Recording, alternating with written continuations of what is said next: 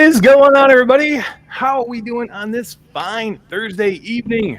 My name is Eric, and welcome to VR Gamer Live. We are a weekly VR podcast where we broadcast live simultaneously to YouTube, Facebook, Twitch, sometimes Facebook, not always Facebook. Sometimes Facebook hates me, but this week it likes me, I'm pretty sure. But if you can't catch us live, you guys can always catch us on your favorite podcast platform. Definitely Spotify, Apple, Google, Anchor.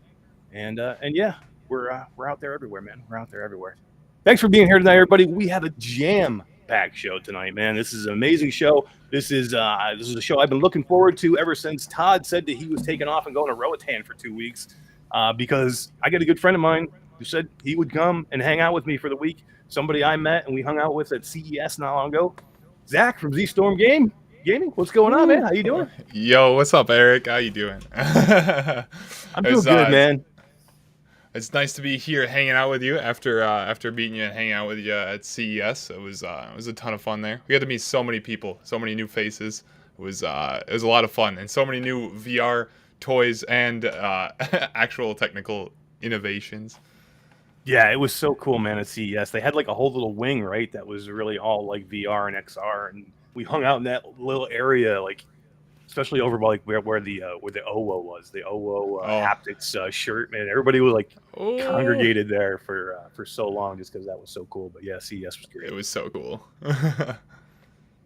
Yeah.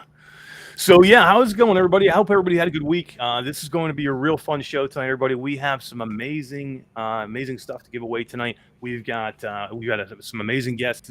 Z is here. We've also got Daniel Nelmar from Plutosphere and VR Trend Magazine. He is here. He's going to stop by and talk to us a little bit about doing some cloud-based gaming on your Quest platform or any platform if you don't have a PC. So that's going to be real interesting. I can't wait to do that. And Daniel's just a cool guy, man. He's a cool guy to hang out and talk with. But let's jam into what we normally do, Z. We're going to talk and we're going to say hi to our chat. Okay. What is going on, everybody?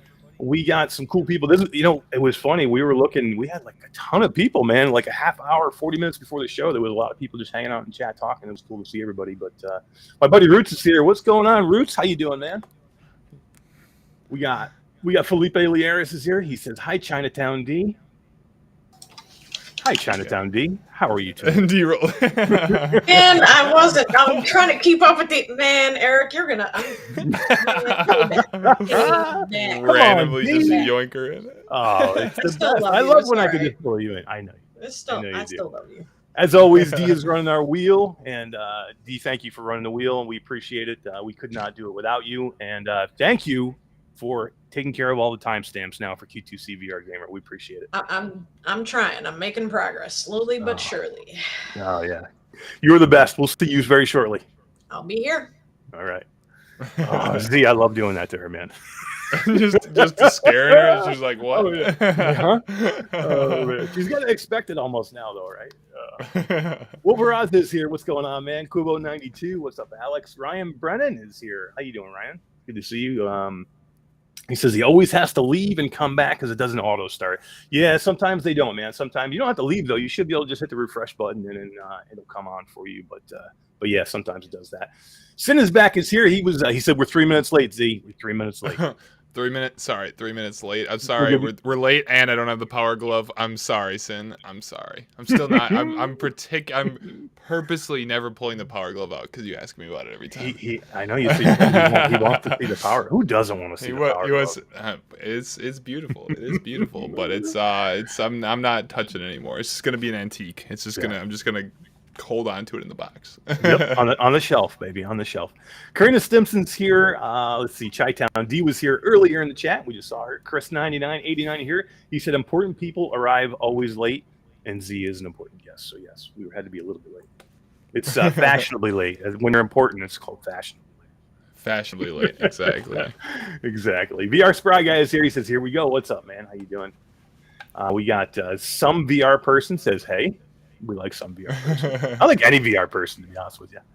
Linda Gordon is here. She says, love the countdown. I do too, man. I can't help myself but like just start bopping my head to the music. Thank God that we're like off camera when that happens because I'm just like doing this the whole time. But that's what I was doing. Cool. I was just like, music's cool. Kyle Kitchens is here. Let's see who else we got.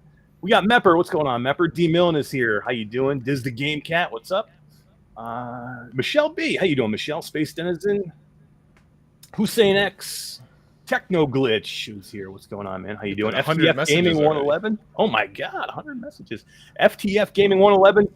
Zach, do you know this person? They've been heckling you all night in chat already. I have no clue who this FTF nerd is. No clue. Nope, not sure. Shout out. Thank you, FTF, for being a great mod. Thank you, FTF. Oh, hell yeah, hell yeah. Jansen, Skiva. Look at all these people. Look at all my God, it's awesome. faces. All hey, our what's up, community Skiva? smashing. Yeah, I was just talking to Skiva the other day. He had put a message out there. It says, "Who is going to GDC?" And I'm like, I messaged him right away. Oh, I'm going to GDC. Skiva's going too. Yeah, Skiva's going. Alex is going. I'm gonna go. Alex, it's gonna be a time. Where is GDC again? It's in San Francisco. San Francisco. Yeah. I don't know. Skiva says two of my favorite people on the show. That's awesome, man. Thank you. Is that next month? It is. Yeah, it's the end of March. Oh man, last week of March. You can do it, man. Oh my God, we'd have an amazing time. I'm gonna need to do another fundraiser. That's it. That's it. Start doing the fundraiser, man. Oh, Start doing it. Yeah. It'll be a good time, man. I'm sure it'll be a blast. And I just saw some of the stuff from CES today, what we have coming, and there's a lot of VR stuff. You just in the talks that they have, the summit talks. There's a lot of companies going to be there. I saw Alchemy Labs is going to be there. There's going to be a ton of big companies there, and there's probably at least 10 or 12 summit talks just in VR and XR. So it's going to be real interesting. I'm looking forward to it. Oh, Jansen said he'll go to GDC if I go to GDC. Oh, nice. See, it's on now. We'll talk about it, Jansen. I like it. Let's do it, man. Let's get as many people as we can to go. We'll go and we'll have a ball. Define Tech is here. The Sept is here. Laura is here. Jansen Fox is here. How you doing, man? Did I catch everybody? I want to make sure I got everybody. I think that is everybody. Z, thanks for being here, man. Thanks for filling in for my buddy Todd, who is he's on vacation. This is his second week in Roatan, hanging out in the sun, and he will be back next week. We miss you, Todd, and we'll see you next week. But thank you, man, for filling in and doing this. I know I caught you on short notice, but you were super awesome to say that you would definitely come on and hang out with us. Thank you. Of course, I'm always down to hang out with the homies. Always down to hang out with the VR fam. Yeah, have you done this kind of like platform before, done like a talk show, or are you just? Yeah, I used to have my my own podcast that I did on an old car channel that I had called Bolts and Dolts. We called it. It was about different car stuff that we had all the time. But really for VR wise, I think I was on Between Realities once with Skiva and Alex. But other than that, I think this is the second time. Oh, nice. Yeah, Skiva and Alex, two of my favorite people. Skiva and Alex, all good people, man. Love those guys, and they got an amazing show. And congratulations to them, because they just set themselves up with Upload VR, and they're going to be at one of the reasons they're going to be at GDC is up. They're going to be there, on behalf of Upload and doing some amazing content for Upload VR there. So congratulations, guys. Big congrats. Heck yeah. Yeah, for sure. So, Z, let's talk a little bit about, let's do this first. Let's talk about what we got to give away this week, because let's do that. I did a video earlier this week. I think it was Monday. BOBOVR has quickly become probably the go-to company if you're going to run a Quest 2 headset. I think they've quickly become the go-to company if you were going to run either, definitely a Halo strap. Have you ever used any of their stuff before, Z?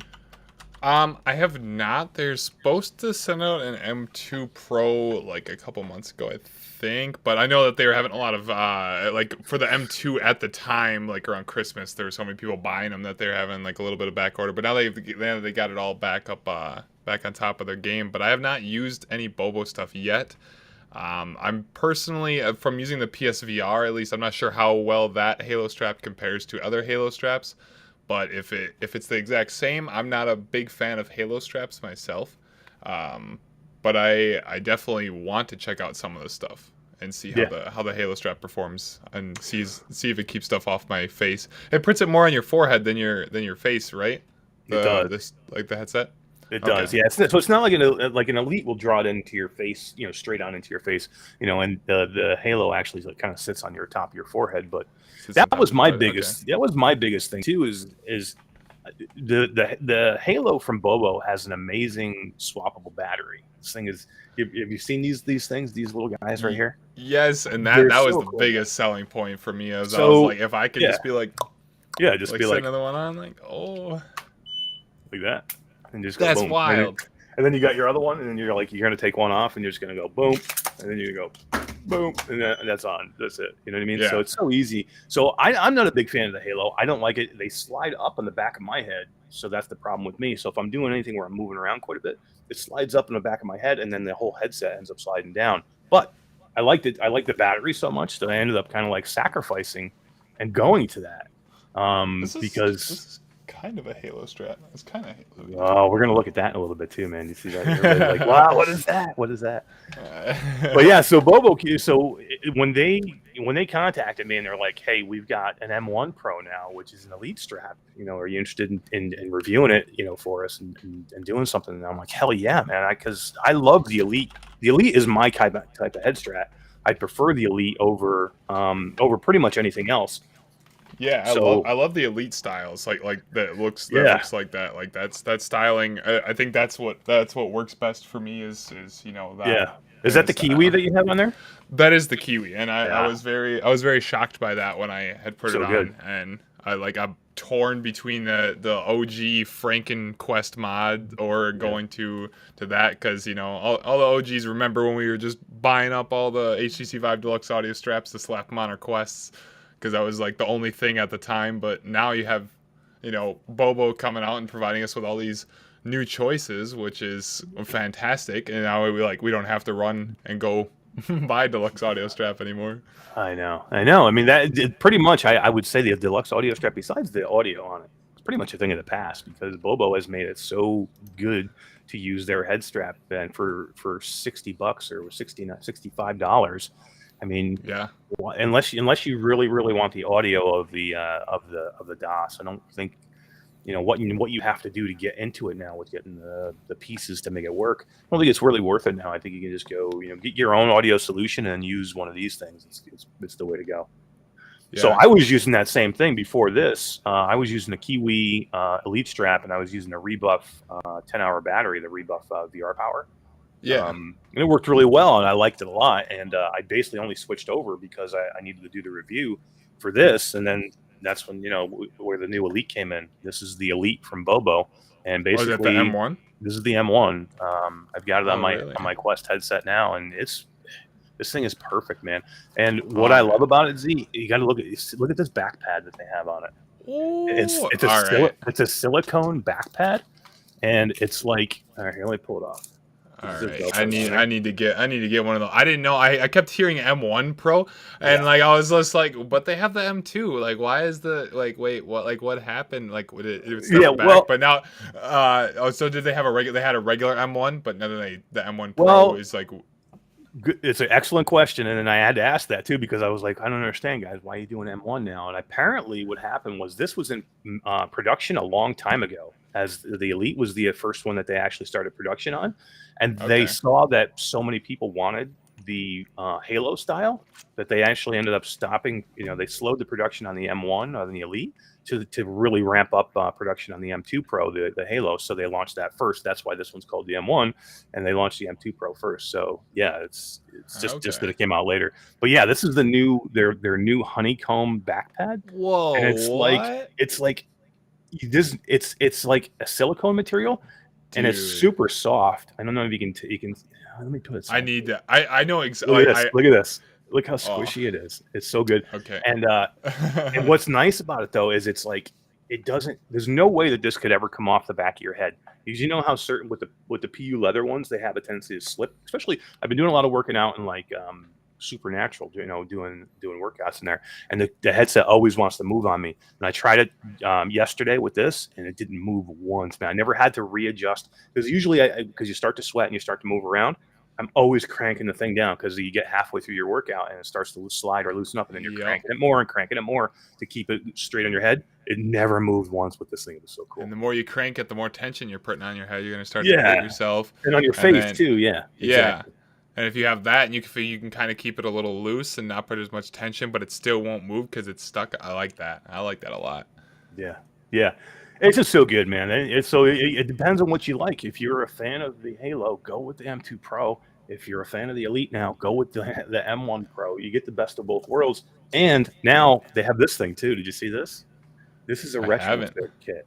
So it's for $14. So if you bought the M2 Pro because you just wanted the hop swappable battery like me, but you prefer the Elite, you can actually change. You can retrofit your Halo strap into an Elite strap for $14.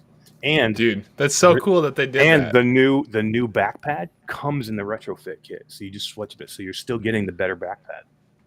Like, oh man, I just want BOBO went from being nothing to something so fast. Like everybody talked about BOBO as a joke when it first came. Like, oh, here's this cheap, janky Amazon company that people are just like, oh, they're just selling poopy. And next thing you know, they just kept pushing. They kept pushing, getting the proper marketing out, with sending all their products to YouTubers to review, and then just kept making good stuff and working hard on it. And now they're the name. Now they're the name in the aftermarket.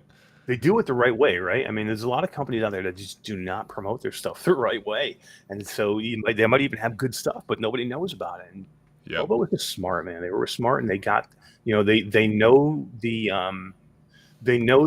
value of content creators, right? And what we can do when we get something that we like that's good. You know what I mean? Because we're not going to push shit that we don't like. You know what I mean? Just because you can't afford to as a content creator. If you put something out there that is garbage, but you put it out there anyway, and people call you on it, you quickly lose respect in the community, and then you're done.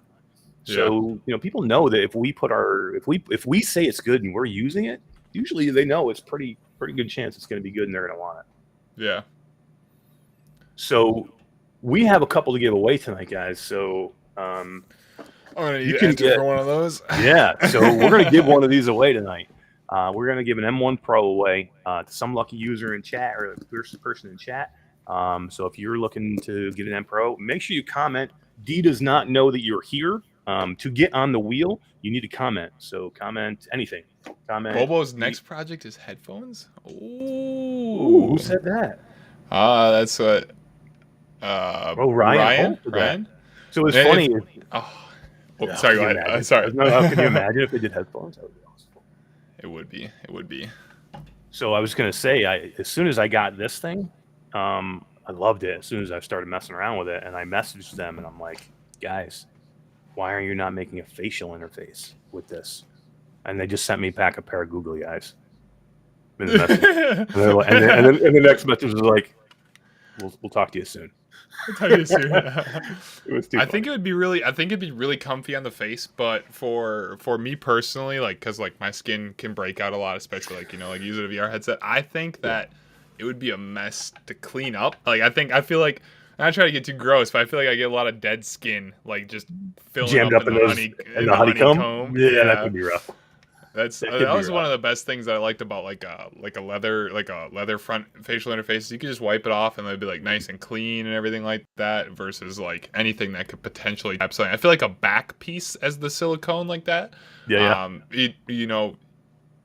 Back there isn't necessarily, the skin's not the same as the front and not the same type of movement. So I don't know. I could be wrong too, because maybe if the silicone's on the front and it's not moving, that you won't have to necessarily worry too much about it. It wouldn't rub as much. I know. Yeah, for sure. Yeah.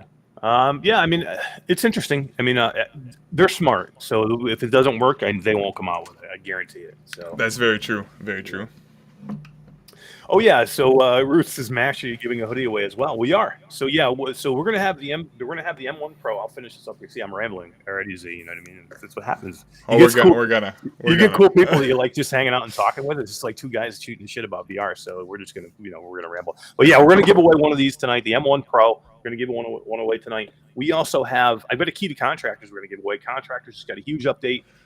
We got the mod maps now. You know what I mean? And I've had so many people saying how great it is, and I haven't had a chance to get back in there, and I need to do it. So I thought you haven't used the new update yet? No, not Oh. yet. Have you? How have you found time to do it?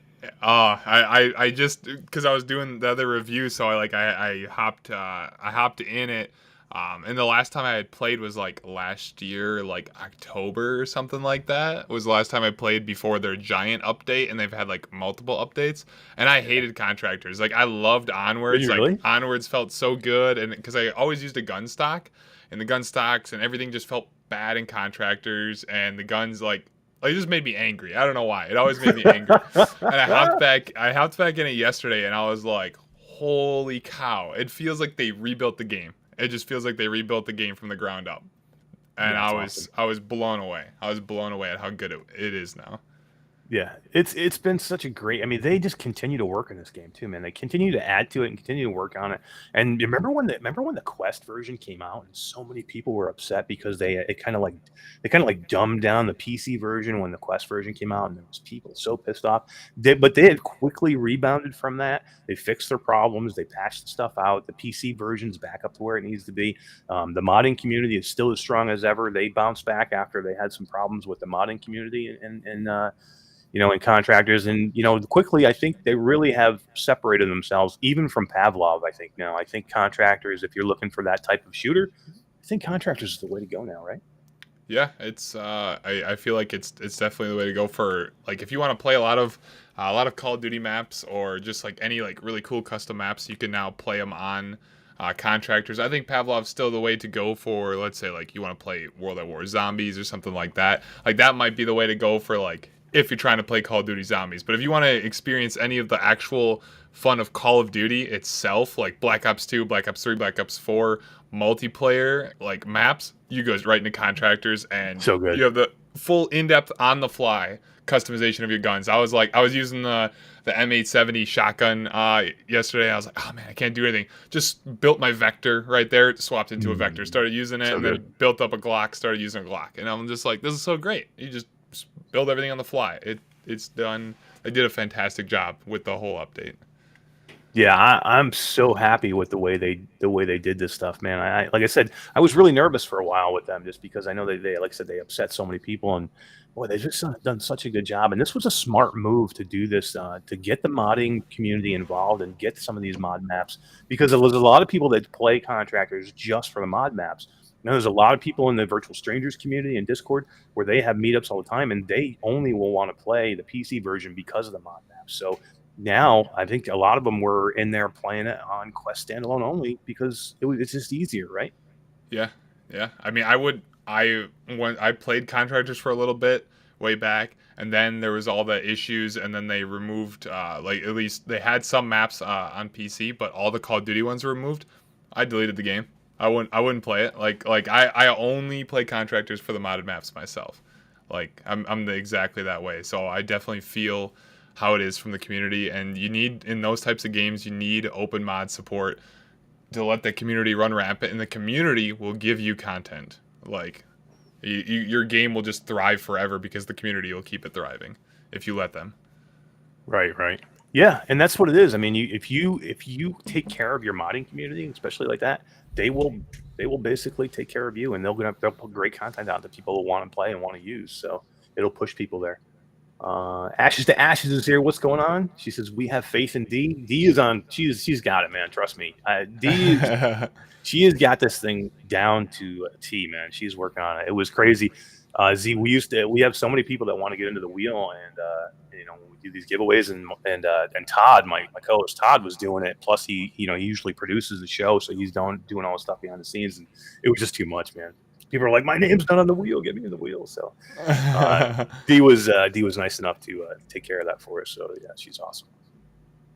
Got to get something made up where people can eventually, or I'm not sure how you have it. Do you have it like, is it a thing where people can like click a button and join the wheel type of thing, or is it you have to like put everybody's name on it? We got to put everybody's name on it right now as it is. We're working on it. We're going to try and streamline it. We had something like that, what you're talking about. It just didn't. We did it on our Christmas show, and it just didn't work out. So we kind of took it away, and then we're just trying to if we can fine tune it to make it work. I think we'll try and use that, because that would be the ultimate. Just have people do it on their own. But yeah. But yeah, like I was saying before, guys, just make sure you say something if you're just hanging out in chat. We won't know you. We won't be able to put you on the wheel unless you comment. So you don't have to say. You can say anything you want. Say hi, and we'll get you on the wheel. So we also have a key for Swarm to give away. We have a key to Shadowgate to give away. Have you played Shadowgate? I have not played Shadowgate. I don't know if I've heard anything about Shadowgate actually yet. Such a great game. Probably one of my top 3 or 4 games from last year. Really? I would probably it could be like my number 2 or 3 game from last year. Such a good game, and the developer Dave Marsh is a good friend, and he's a legend, man. He's a game legend. He was making games for the Mac way back when. Let's see. Oh, was this an N64 game? Yes. This has been on like 30 platforms, dude. Since the 80s. Yeah, dude. That's awesome. Yeah. I've never. I'm a huge classic gamer myself, like a retro gamer, and I've not heard of Shadowgate. Well, guess what? Guess what? We're sending you a key after the show. I'll send you a key, and you can play it. You gotta let me know how it is, because yeah, Shadowgate on the Pimax. Oh yeah! Oh my god, dude, it looks so good. And it basically came out just for the Quest originally when it launched. And then he came out later with a Rift version, and he's working on the Shadowgate 2 right now. It's going to be a 3-game series, but yeah, it's so good now. And it looked fantastic on the Quest too, but it looks so good when you go to PC. I mean, the lighting is so good. The dungeons are so good. The magic. There's a minecart section where you get in the minecart and you're riding a minecart and you're shooting at enemies in the minecart. It's amazing. Oh, I gotta see it. Is it on Steam, or is this like not on Steam yet? Zojoy? Yeah, Zojoy is the developer. It's the name of the developer. Dave Marsh is Zojoy. So basically, yeah. He's small, not a huge team. I think he's got like 6 or 7 people with him in Zojoy doing it. But they did such a good job, and you'll be super impressed by this game, I swear. Kyle Kitchen says Shadowgate is on his wish list. It should be, man. It should be. It's that good. You might be able to win one tonight, Kyle. You never know, because we have a key to give away. Yeah, it does. Wow.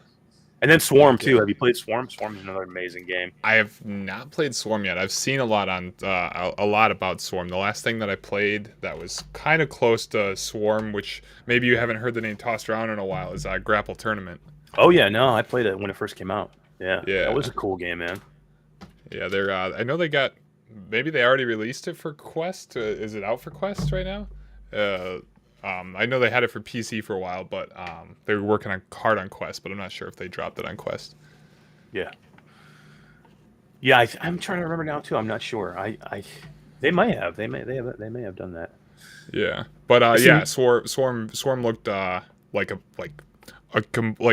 had the same type of grapple mechanic. It felt like, but it was done in like a completely different style, and it was really cool. Swarm looked like a lot of fun. Yeah, no, it really is. It's dizzying the heights that you can get, because you're basically grappling, and as you grapple, you're pulling yourself up onto these platforms, and you just rocket yourself into the air to these huge dizzying heights. And I don't know what they do or how they do it, but there's no motion sickness. I've never heard many people at all say they get motion sick in this game, and it's just amazing. I don't know how they do it. Yeah, I keep hearing that it's one of, like, that they didn't have motion sickness, and I guess I don't understand like how like you couldn't, because if you're like moving fast and you're moving through the air, I guess unless everything's kind of like the same color, because I went in depth. There was somebody talking about that about Stormland. I'm not sure if you ever played Stormlands. Oh God, such a great game. Yeah, Stormlands is so good and overlooked. The movement in that game's amazing too. When you use your little jets to fly around, it's so good. Yeah, I'm trying to moving on all the clouds. I heard that like that was a big thing for motion sickness, is if you can keep people moving fast on a mostly same colored platform, that it like almost eliminates motion sickness. So that's why you can only move fast in Stormlands when you're on the clouds and nowhere else, because then that's how like one of the things that they did to just to remove that motion sickness. And I was like, that makes sense. I guess if you're moving on something and it's not like flashing a million colors as you're flying down, the more colors you have, the faster I think it would feel like you're going in VR. Yeah, you're right. I mean, because somebody had just mentioned, roller coaster sims get them sick. I mean, that's what it is. Roller coaster sims, you're moving so fast that your eyes, scenery is flying by your eyes, and it can really get you, especially if you don't have your VR legs. Yeah, You need those VR legs. Get those VR legs, everyone. Yeah. Skiba said it was on App Lab, the grapple tournament. Is it grapple tournament, or was grapple tournament is on that what he App was Lab? talking about? Okay, And then he I said think so. GT Yeah. is one of his favorite online games. Is grapple tournament. Yeah, it was really good. It had surprised me a lot. It felt a lot like Unreal Tournament mixed with Overwatch. So it was a lot of fun. The archery, the way that they did the archery in that game was really good, and I think ROM and VR devs should definitely take a look towards that when they're doing stuff for Cyber Ninja. Yeah, we're gonna get into Zenith a little bit later too, man. A little later. There's so much shit going on. There's so much stuff going on with Zenith. It's a cool time, man. Cool time for VR, which is crazy because this is supposed to be our downtime. This is supposed to be our slow time, and it's like, bam, there's like news after news and game after game, and there is no slow time anymore, man. There's no slow time. Yeah, I also thought that it was gonna be slow time because I was just like I was looking forward to playing Dying Light 2. Because I was a huge regular Dying Light fan, and I don't play many flat screen games anymore. But Dying Light was definitely one of those exceptions, and I just haven't had time to stop playing VR games because everything is coming out. Yep. Yeah, we jumped in. Roots and myself and D and somebody else. We jumped in for one night just to try it, because Roots was a big Dying Light fan, and he got me into it, Dying Light the original after some time too. And we actually played Dying Light the original. There's a VR mode for that. Did you know that you can turn VR on? So we did about 3/4 of that game in VR. It was pretty good, except for the cutscenes were a little jarring in VR. Cutscenes were jarring. Yeah. They actually got me sick. I had to stop watching the cutscene. I would close my eyes during the cutscene. The game itself was fine in VR. It was the cutscene that would mess with me. But yeah, we tried it, man. Dying Light 2 is amazing. It looks awesome. But yeah, no time to get back to it. We played it one night and that was it. So. Yeah, I'm gonna give it some time. I will wait for some more updates because those Dying Light developers, they are hardcore. Dying Light 1 came out in 2015, and they consistently added updates all the way up until the release of Dying Light 2. And like, there's very few developers out there that do that besides like No Man's Sky and the Payday developers. Like, those are the ones still pumping out consistent content even with the game years after it's being done. Yeah, another one. Yeah, Payday is another one too, man. It's so good to see these people supporting these games, because you know what? There's a lot of companies out there that don't support their games. So it's nice to see when they do, you know what I mean? Mm-hmm.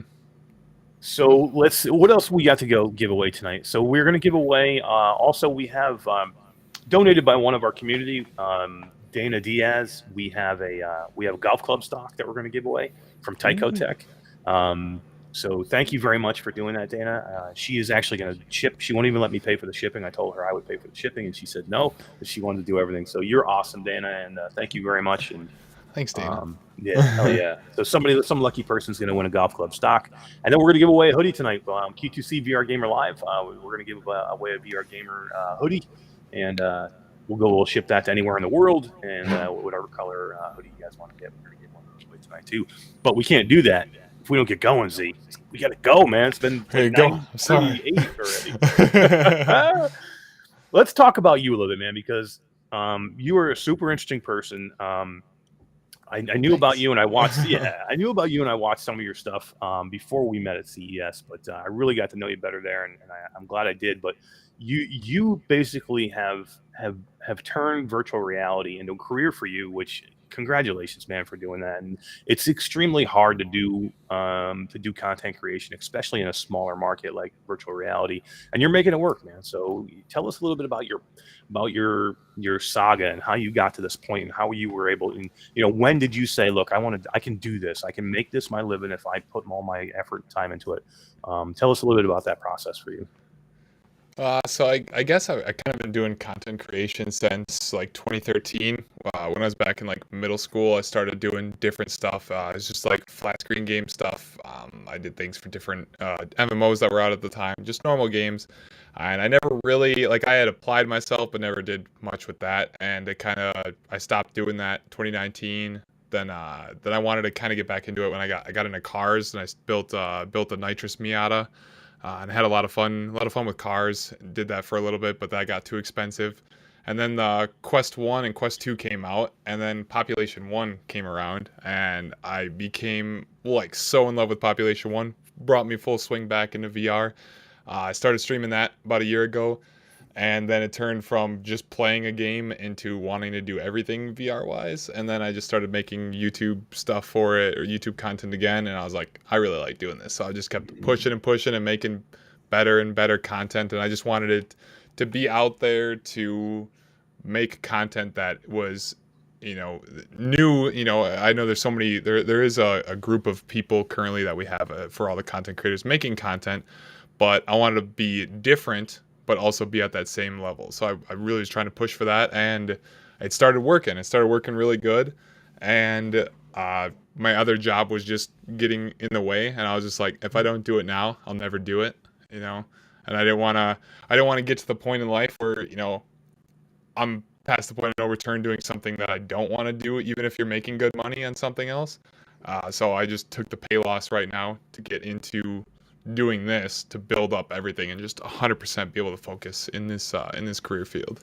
Yeah, it's amazing because you have to take that leap of faith at some point. You can only take what we do so far part time, or even less than part time, until you get to the point where if I'm going to become better, if I'm going to do this, and if I'm going to create the content that I want to create, and if I want to put the quantity of content out there that I want to do, I pretty much have to take a leap of faith and just say I'm going to do it. And you did it. You had, and that's not an easy leap to take, because it's terrifying. It's got to be, because I'm not there yet, and I hope to be there at some point. But it's difficult when you have responsibilities and you would have to leave a job that could be a good job, but you have to sacrifice to make one part of your life better. And good for you, man, for taking that leap, because it's got to be scary as hell.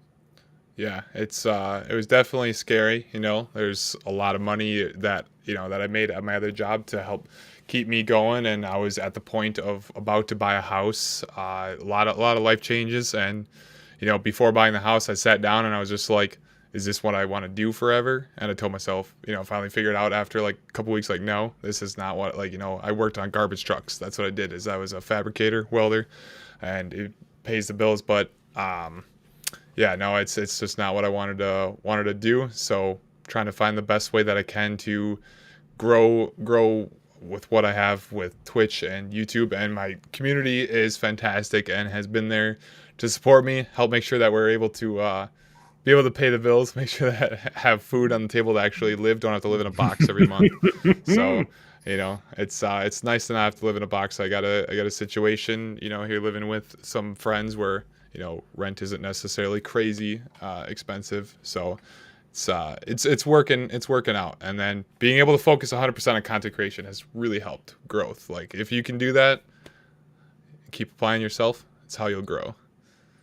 Yeah, and like you said, it's you have to, when you're doing it full time. I mean, it's almost more of a full time job than your full time job, because you have to create that content to keep yourself going in what you're doing. And sometimes what you enjoyed about it doesn't become fun anymore. And I think that the mix that you do seems like you're still having a lot of fun doing it, which is good. That was the biggest thing, is I didn't want to burn myself out, because doing the YouTube once, or doing stuff with YouTube once before, I burned myself out trying to be like, I need to. And when I feel like I'm burning myself out on one platform, I go to the other platform. So like, I have my Twitch community, and there'll be months where I'll be like, yeah, I'm hammering out Twitch stuff, having tons of fun, just chilling on Twitch, and YouTube will be slacking a little bit. And then there'll be times where YouTube's going really good, and then Twitch will be slacking. So it's hard to balance both of them. But with being able to go between both of them, they're completely different things, but at the same time, still content creation. And so it helps keep things fresh. Yeah, I mean, it's important to keep things fresh. It's nice that you have two platforms, and that's kind of the thing that I've been pushing, as much as I can too, because that's what we do here with with Restream. What we're doing right now is, you kind of got to diversify a little bit, and that's a scary thing too, because a lot of times people think you need to put all your stuff in. Like, I need to be all in on YouTube, or I need to be all in on Twitch, or I need to be all in on whatever platform. And sometimes you just have to move around a little bit, and sometimes it's good to diversify. And if you have followers and you have people that like you, they'll follow you to wherever you are. So if you are currently doing something on YouTube, I like the way you kind of do it, because you do more live streaming through Twitch, right? And then you do a lot of your video creative content through your YouTube, right? Yeah. So like, I had tried in the beginning. I experimented a lot with live streaming to Facebook, to YouTube, to Twitch, and to Reddit. Even I did a lot of Reddit live streaming. But going between all those platforms, I found the most retention to be, like YouTube would be fun for live streaming, but it wouldn't have the same like plugins, like being able to do all those cool things like on Twitch that you can have like people shoot me with bubbles on my bubble machine or like do all those different things like that. Like I couldn't do that with YouTube, and like I just didn't think that YouTube's live streaming was up to par. But as far as exposure goes, YouTube is the best for longevity and exposure. So I could build a review for a Pimax and set it out on YouTube, bring people there, and then I can I can put a plug in that video to be like, hey, come over to the Twitch type of thing. And so it draws the traction over there. And then building that community in Twitch, the people on Twitch it's such a wholesome community because people are all there to really support. And when somebody finds you on Twitch, it seems like they stick around longer. They're more committed on Twitch live streaming than those who kind of roll in through YouTube live streaming. But I'm not sure because I haven't done YouTube live streaming in a while. But like you said, I try and separate those two. Yeah. It's like I said, it's a difficult decision to make sometimes as to what platform to go on. And recently, I just did see that Twitch has there's a petition out for Twitch to have a VR category set up for them, and that would be nice, and that would be a big thing for a lot of us content creators that are trying to, like you, who have a lot of your followers in Twitch, and and me, who's just getting started in Twitch. Mainly I'm in YouTube and Facebook, so yeah, I mean, it would be great to have that where they recognize VR as a viable streaming platform. Honestly, I think Facebook will take the king of live streaming for VR eventually once they they have so much potential with pushing all the other VR with Meta with their headsets and everything that they could really push forward and make Meta the top face of live streaming for virtual reality. They still have the chance to take hold of that, and if something like that happens, I might switch over to there. But until then, Twitch is kind of where it's at. Yeah, for sure. Let me just talk to chat a little bit here. Chat's saying that let's see. I saw D Millen say she just subscribed to Zstorm. That's awesome. Oh, thank you. Good thank job, you. D. Love to see it. And Traveling Man says Z is like a mad scientist. I like it. I love your whole background, man. What you have behind you. I could like stare into your background and pick about 30 things out right now to talk about. There's so much behind you and so much going on. It's so cool. Yeah. It's I liked that I did that. I found out real fast that I bought a green screen, got everything set up for the green screen, and I was like, people aren't sticking around. One day I randomly took the green screen down, and people stuck around. They're like, thank God the green screen's gone. And I'm like, what? So after that, I built this, and people stuck around more because of the interesting stuff in the background. It seems like a silly thing, but it was I don't know. Yeah, people love it, man. People want to see what you got going on in the background. It's funny. They're like, everybody wants to see what's behind the green screen. But Alex VR is here. He says, yo, what up, dudes? What's up, Alex? How you doing, man? Alex, what's up? We got No Spam in the Kitchen. Nick Thompson's here. What's going on, Nick? And Ryan Holt. Spam in the kitchen. So his name is not, it's actually Nick Thompson spelled backwards, but he came into my chat, probably, he's been here for a while now, maybe a couple months ago. And I'm like, I don't understand his name. I didn't know who he was. So I said, it looks like it's No Spam in the Kitchen. So now it's stuck. And that's what we got to call him, No Spam in the Kitchen. Oh my goodness, that's exactly what it looks like. I love that. Right? I love that. But if you look at it, it's Nick Thompson backwards. That's amazing. It's too funny. Yeah, we saw him, and we were all in Zenith. There was a whole bunch of us in Zenith. We have a guild in there, and somebody saw him in there, and they're like, "Hey, it's No Spam in the Kitchen." And I'm like, "Oh no, poor guy. We've given him this nickname, and now it's stuck." So yeah, hey everybody, thanks for coming in. I know that I haven't been able to say hi everybody. It's just it's been crazy. Barebow Man stopped in, Ashes to Ashes, wrappedbackgrounds.com. Who's that? That's cool. Good to see you, man. Thanks for coming by. And Kyle Kitchens is back too. That's cool. Thank you. Ernie Witten is here, and I'm sure there's others I'm missing. Sorry guys, but Z's so fascinating that he's taking all my attention. No. It was dude. awesome. It was awesome getting to meet you at CES. Skiva had introduced me, and at first I didn't directly know who you were when I was introduced, and then I forget if it was you or if it was Skiva. Was like, oh yeah, like Roots there, and like I knew Roots because I watched Roots on Twitch all the time, and I played a couple of games of Pop 1 with Roots before, and I was like, oh, and I started looking at it, and I've seen you guys' stuff before, but I didn't see that it was Q2C before, so Yeah. I didn't all link it together. But once I did, I was like, oh heck yeah. Roots is so good, man. I love. He is such a funny guy. He's such an easygoing, funny guy that I love streaming with him. We do a lot of fun stuff together. We streamed recently. Within the last like 3 or 4 months, we streamed No Way Out, which is a 2-player co-op game that was so much fun to play. And then we did what was the other one we did? Roots. I can't even remember what's the name of it now. It was the one where you were a husband and wife and you're co-oping it. But it was so much fun, man. We laughed. I can't remember the name of it now, but we laughed so hard. I've never had that much fun playing a co-op, and it was a ball. We had a blast. It Takes Two. That's what it was. It Takes Two. Oh, It Takes Two. That's what it was. Yeah, there were so many people that that were like all the VR streamers on Twitch, and for like a little bit there, all of a sudden I saw It Takes Two. I'm like, what's this game? And I went in there. I was like, oh dang, this seems pretty cool. Everybody's streaming it. Yeah, and you gotta have 2 people that get along and have fun together to do it, because I could see where it would, because it is a great game, but it's so much better when you just 2 people can get in there and laugh your asses off and just have a lot of fun with it. So it was just so good. Yeah. So let's talk a little bit about Zenith for you, because Zenith has basically it's become like craziness for you now. You were in with Ramen early on, like even my co-host Todd. He was a founding member. He was a Kickstarter backer. He's been testing it forever, and he even got me a founder's key. So I've been testing it for over a year myself. But you were really, really in with them. I know that you were like naming some of these islands and stuff that you guys were doing the beta and alpha testing. So some of these floating islands and stuff, you guys actually got to get name and stuff like that. So you were helping them out for a long time, doing some testing, and it really has paid off for you, right? Yeah. So with them, they had a Kickstarter about 3 years ago now, and at the time, I still enjoy anime a lot, but I love the idea of Sword Art Online. Everybody loves SAO, baby. Mm-hmm. And seeing they came out with that Kickstarter, and it was like, it pronounced itself like SAO VR, and I was like, well, okay, take my money.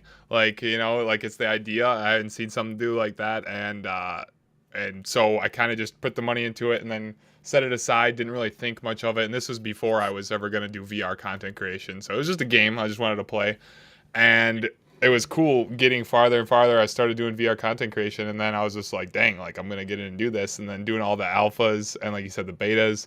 And Zenith just really like spread out. Like it started taking off, the idea turning into a reality, and it's become such a good game. Launch day was like, it was so emotional because I was just like, I felt like I've been waiting since before the Quest 1. Like if you think about that, since before the Quest 1 for this game to come out. Crazy. To play it. And I'm just like, oh, it's here. Yeah. I remember Todd had told me that because he kickstarted it before. I mean, years ago. I think he kickstarted it 4 years ago. So he is like, for him, it was the same thing too. He was like, to finally be able to see the fruits of, all the fruition of it, because all their hard work, number one. But you got to remember, all these people that kickstarted or that were playing it are putting hard work in too. People don't realize how hard it is to beta test or alpha test, because it's jank. I mean, you're going in looking for problems. Your job is not to go in and have a good time. Your job is to go in and break the freaking game for them, to show them where their game can be broken. And it's hard. It's not fun a lot of times, and a lot of times it's just not. It's not good VR. But you're there to help. You're there to help cultivate it, to help bring it along. So there's a lot of community that put a lot of time into this. The people that have beta tested and alpha tested, to see it come out finally, that had to be emotional. I can understand what you're saying. Yeah, that was like you said, breaking the game. That was part of the reason for naming things Schmooze. Every time I broke something, every time I broke something in the alphas, like the devs kept coming to my streams, because I'd purposely like super hardcore break the game to the best of my ability. but I'd never get upset. Like whenever I tried to break the game, I would turn it into something super fun. I would break it in the most fun way possible and have everybody else break it in a fun way with me. And it'd be like, okay, devs, let's sit down and be like, all right, well, we got to fix that. That's really broken. Yeah, right. But as long as you're breaking it in a fun way until you're patched and you're like, oh man, that broken thing's gone. Like back in the day, the Sylphids used to shoot flaming pineapples. Oh, hell yeah. That was Yeah, I their remember. attacks back in the day, the flaming pineapples, and there was a lot of really buggy broken things back in the day. And so If people could have saw, if people that played it now could have saw what it was, even 6 months ago or 8 months ago. yeah. I mean, they have come. Ramen has come so far, so fast. Really, I was amazed. Yeah, it's really their whole system. The Godstone system, until people really understand how it works, like that system was not there in the alphas. When you played in the alphas, that it was just like sword swinging and casting like your spells. It was very basic, and I was kind of just like a little worried back then. And then I just got hit with all the Godstone stuff, and it became a true MMO. Like the whole Godstone skill tree, actually having to build all your stuff and look at the AP points and everything. Then you got to nerd out and actually, build your classes. Yeah, that's the best. That's the grind part of it that I like. I hate MMOs where you grind just for the sake of grinding. You know what I mean? I like grinding to make my character better or get better gear, but I don't want to grind to like go chop wood. I don't want to grind to like go pick rocks, you know what I mean, or pick vegetables. I want to just I want to grind for good stuff or for to build the character, and I think they got a good mix of it in Zenith, really. Yeah, they have it perfectly for those who do want to mindlessly grind and those who are like want to grind like out the world boss to build the gear in the city, or those who want to find a particular boss that has a higher drop rate for let's say like purple gear or like legendary, and want to sit there and hit that thing over and over, or like me, who I do all the cooking stuff and I do the gathering. I hit tier 5 mushrooms the other night. It's 2,500 mushrooms to get to collect. So you got to pick them. So like 2,500 mushrooms, mindlessly gathering them. So that there's like you said, a good separation there of whether you want to do productive grinding or mindless grinding. Yeah, it is, and I just think there's a difference. I really do, because there was a game I played, New World, and that game was, and I have never been a big MMO player. I think New World was really my first MMO, and it's a flat game, and to me, I mean, the people we were playing with, I had people that were in there like for hours chopping wood just to get their level up high enough so they can move on. I'm like, I don't want to do that. You know what I mean? I like MMOs to the point where they're fun, but when they become monotonous to me, I don't want to play them anymore. So I know Kazi's saying in the chat, he says hating MMOs for being MMOs. It's not. I guess. I mean, there's a good way to do an MMO and a bad way to do an MMO, right? It shouldn't require you. It shouldn't require you to do that chopping. You should, if you want to buff yourself up, like and do that mindless grinding on your own, like all the cooking stuff that I do. I'm way more beefed up than half the people at the fights now because nobody else has done the cooking. But I did the extra mindless grinding, that is that boring stuff that gives you that little bit of an edge over somebody who didn't do that grinding. But that person who's not doing that grinding and the person who is doing the grinding, they can still enjoy the game together when it comes down to it. And I think it just helps keep the community around more instead of just giving you everybody the boring grinding, and those who can deal with it make it to the end. Yeah. No, that's what I like to make it an option, because not everybody wants to play the game the same way. I'm more of a let me go quest and let me go to the dungeons and do that kind of stuff. And there are people that just want to cook, or they want to go gather, or they want to, whatever, go side questing or whatever. You know what I mean? And that's fine. But just give us options, right? Give us options. So yeah. I'm very excited for instance dungeons, and you're definitely gonna like them when they come out. We had instance dungeons in Alpha 2. Yeah, I remember. And got to play a lot of that, and I know they've been reworking instance dungeons a lot. And when it does come out, there's gonna be 3 instance dungeons that will be dropping, and so it's gonna be super cool. They have so much coming. They have so much coming. I think that I kind of know because we're in the founders chat. That they can't even announce yet. You know what I mean? So they have a basic roadmap that a lot of people have seen, but there's another roadmap that they're not even saying yet, that they have other stuff that's on the way that we're going to see this year that they haven't even announced. So yeah, there's definitely there's a lot of cool stuff coming this year. I'm very excited to see how they work player housing. I think player housing could completely change how Zenith is played. You know, just chilling with people, hanging out in a house that you could build up or something like that. Like I find that to be one of the biggest things, and one of the things that I enjoyed in Orbis. When I played a little bit of Orbis, is their player housing was really good. Yeah, I played Orbis for like a week, and I'm like, nah. I'm like, Yeah, I'm good, man. It's hard after their update that it got very confusing and very over grindy and just like too much, and they didn't explain much of what to do. The original version was more bare bones, but it had more of a true MMO feel to it. Yeah. Kalia, I think it's Kalia. So I'm saying that right. Says player Kalia, housing with a question mark. Yeah, player housing is coming, and I hope they do it to where we have storage in the player housing too, because we need it, you know, and you need it. I mean, I've gotten rid of so much, and you probably gotten rid of 100 times more than I have, and I've gotten rid of so much shit in there that I probably would have wanted to hold on to at some point, but just have no room to put anything. Yeah, I think they gotta. There's gotta be storage in player housing. Like I kept around my first swords that I actually, when Zenith launched, the swords that I actually put enchantments onto in the beginning, like level 23 swords. They look super cool, but I wanted to keep a memento from the beginning of the game, so I've been holding on to those in my inventory just to put them in a storage once we get to the point of it. So I really hope they add it in there, and it'd be cool to be able to go back to your house, dump all the things in a chest, go back out, grind, fill everything up, and then be able to sort through all your stuff. Yeah, 100%. I mean, and that's going to be important, and a lot of MMOs have that, and they're going to need it. So yeah. Well, Z, we actually have another guest, and he's been waiting patiently in the wings, just hanging over there. We see him. Whoever could it be? You see him. We see him. Daniel, we're going to give it 1 minute, though. We're going to give it, unless you want to come in now. You want to come in now just to hang out with us? Okay.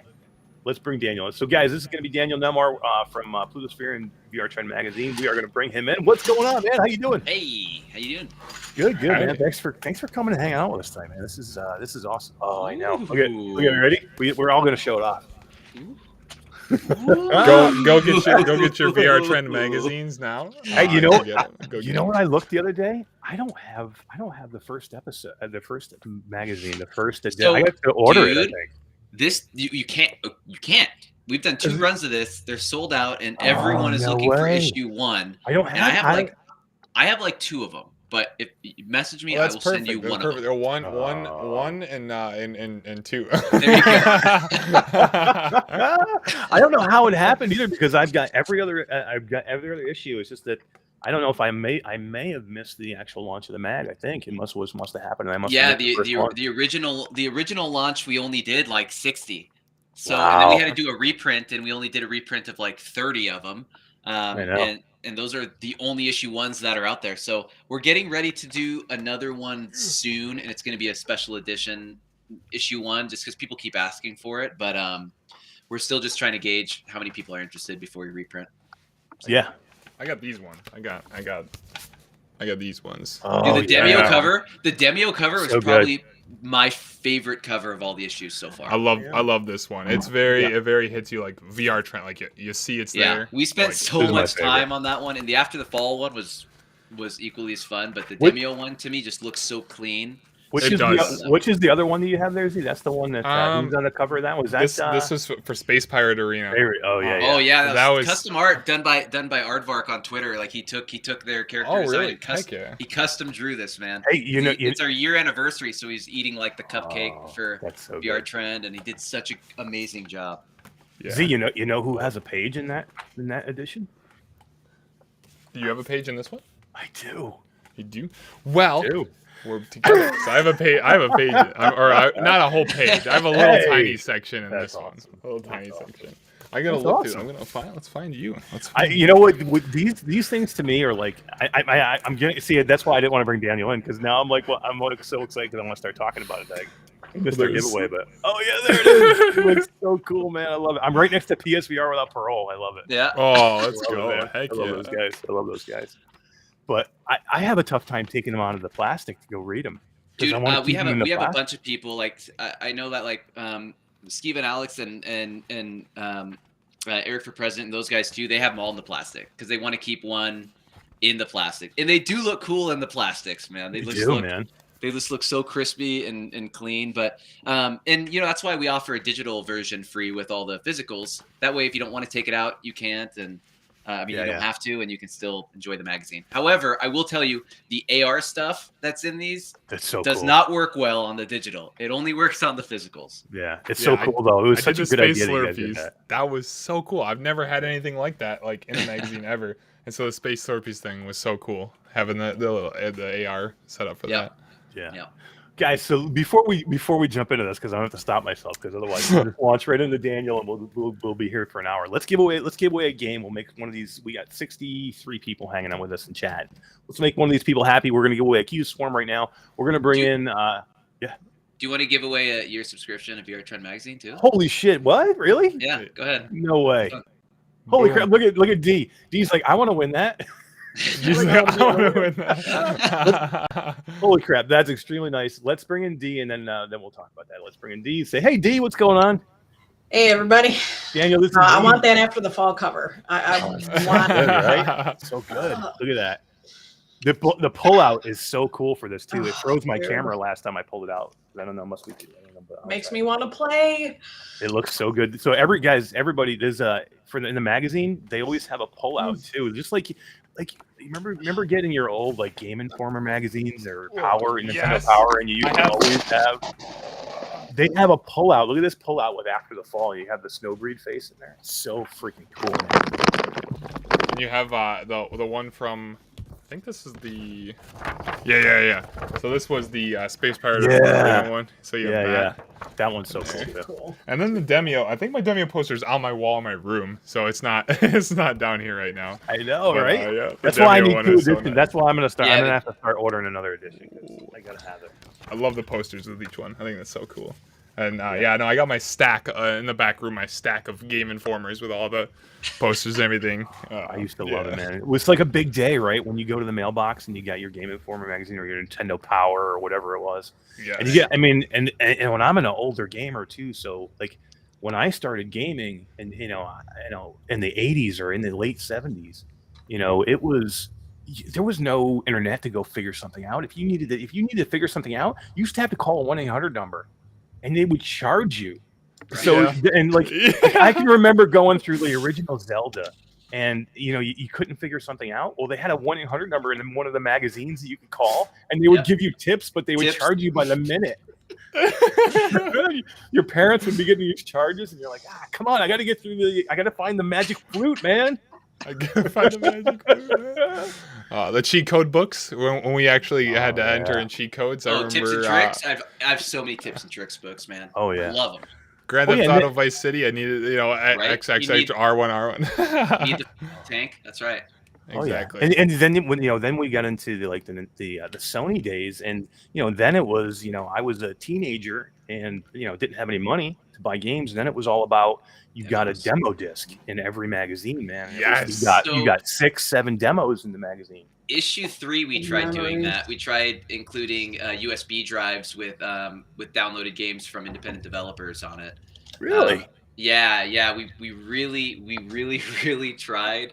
But just like the hardest thing and we can move on, but the hardest thing for us as the magazine company for VR Trend is shipping, and just adding that like 1.5 ounces made such a big difference in the overall cost. It was insane. That's crazy, because I have issue 3 and I didn't even notice it.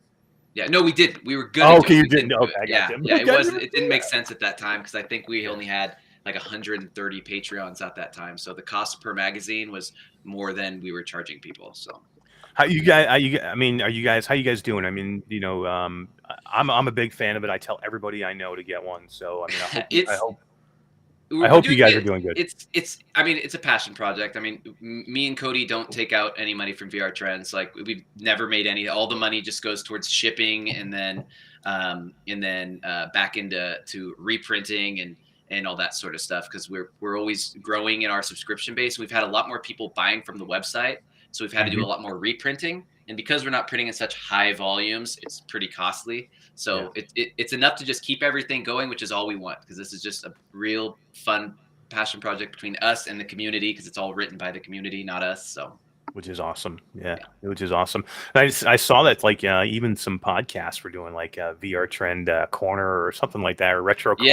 Was it the crew? Was the Crewcast that it was Crewcast? Yeah. We were doing some corners in there, and you know, we do a lot of stuff with you know, Between Realities and those guys. It's just fun because I mean, if you've been in VR at all for any amount of time, like you, Zstorm, anyone, if you flip through the magazine, you're going to know 80% of the people writing the articles. They're all people that we know. You know what I mean? So it's like, it's such a great community, and we let anyone write about anything, right? They're not all, no one's an experienced professional writer. We have an editor that fixes everyone's mistakes. You know what I mean? But it's a way for the community to come together and learn about projects that you wouldn't otherwise hear about. That's so good. That's so good. We just got us Mr. Tasselhoff just subscribed to VR Trend Magazine Tier 3. Hey, awesome, thanks, man. Good for you, man. Way to go. Way to go. That's awesome. Yeah, and it's important. So anybody who's out there listening right now or is going to be watching later, you know, in the YouTube or on Facebook, guys, this is an important thing for us to have a magazine like this. This, number one, and it doesn't have to be a physical edition. You can just do a digital edition, okay? So if you don't want a physical edition, you don't have to. But supporting, you know, for us to have different venues and different avenues to get content from, it's important. We need to branch out a little bit. We cannot do it alone. And, you know, people like Daniel and Cody who are doing this because they love virtual reality and they love, you know, VR, AR, and XR. They're doing this because they love it, and it's important for us to support them. And I support them. I've supported them, I think, again, since the second issue. I must have missed the first one, but I was just like ask everybody, you know, do what you can. Do it the digital. How much is the digital if you're just going to do the basic digital? I think it's $1.99. Guys, $1.99. And that includes every past issue. Once you get the $1.99, the current issue, you get every past issue in digital. So I mean, having the physical one's so cool. Everybody's got a bathroom. Everybody's got to use the bathroom. Oh, right? yeah. Dude, everybody's got to use the bathroom. Put your phone down for 5 minutes. Don't take it in the bathroom and take the magazine. What's cool is you can point your phone at this page, right? And it'll play the newest video from BMF. Every week. You can point it at this and it'll play a different video. Same thing with the Between Realities page and all the comics. You point your phone at it, everything starts moving. I mean, we're really trying to make it as interactable because we understand it's a magazine, right? It's an older medium. But that's us. Like, that's when I grew up, like, that was it. I mean, like, 2 issues from now, we're going to be putting some of these in there that are going to be in booster packs that are collectibles. Oh, look at that. That's right. So cool, and man. I mean, and you might like recognize some people on these. What? Look at that. That's so cool. So and you might recognize some games and stuff that are going to be on them. Oh, that's yeah. So, look at that. that's the coolest. I mean, that's so so cool. we're working on things that just add that nostalgia, and it adds that value, and it gives the community a way to you know, to interact and put their mark on the VR. Like if you like a VR game, even if you don't work in the VR industry and you just want to talk about your passion, this is the place to do it. You know what I mean? It's great. Yeah. Yeah, and you know what? It's a super cool thing for the community to do too, because you know the community, you know, people that put their stuff in there, they're not making any money on this stuff, and they want to support the magazine, they want to support the VR community, so they're taking their time. You know, it's not easy to write these things. You want to put out something out there that's not bad. You want to put something out there that's good. So you got to take your time. You got to put some effort into it, and a lot of these guys are doing it because they love it and they love VR. Yeah, and if we don't get it, we don't have a magazine. Exactly. Right? Like it doesn't exist. I mean, we've been lucky enough to where every issue people come to us and say, I have an idea, or I'm working on this project, or I just heard about this lady who's working on this sort of thing. We should talk about it in the magazine. Like, they've been coming to us and we haven't had to even reach out as often. And that's great because they see value in it and they want to be a part of it. And it gives us the opportunity to keep providing content to everyone. And, you know, I mean, if you want the breaking news on VR, you can go to Upload, you can go to VR Focus, you can go wherever you want, you know, but the stuff you see in here is like the nitty gritty, how a studio went from 0 to something. And, you know, I mean, dude, one of my favorite things still was like the Thrill interview we did. Like, there's so much stuff I learned about Thrill that I had no idea. Like that he was a construction worker before he started doing YouTube, you know, and just doesn't look like it either.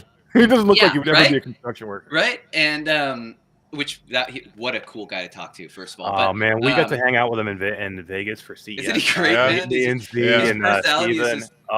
He's He's just top tier, man. and you think he would be like, not approachable or what? He's just such a cool dude. Yep. Man. He hung out with us a couple of different nights. Just Yeah. a cool dude. Him and Fia are both awesome people. That's so cool, man. Yeah, dude, it's been great. And then we have studios, right? We've done stuff with a bunch of studios. The next issue is going to have a big article on Dark Thread, which is a game that came out which is around Dominic Monaghan, which was one of the characters from Lord of the Rings. Yeah, he's in it. It's based around him. It's it's just an exploratory kind of experience, but it was so fun, and the voice acting was very good, and it was a great title. But just hearing about how they got the ideas for what they did, and I think that's what sparks creativity in everyone. They're like, hey, here's these people who maybe weren't interested in VR and knew nothing about it, and they were still able to build something. Right? Maybe I can do that too. It's great. Yeah, VR is so young, guys. It takes that saying, it takes a village to raise a child. It takes a village to get virtual reality to where we need it to be. We all need to help out. If we want to see virtual reality become what we all want it to become, we all need to help out. And if that means that we help out for VR Trend Magazine, we do that. That means we go support Z and let him do this as a career to where he can create content for all us to consume. And that's what we do. We do these things. You know what I mean? So it's important that we all support each other. Like I want to support VR Trend Magazine.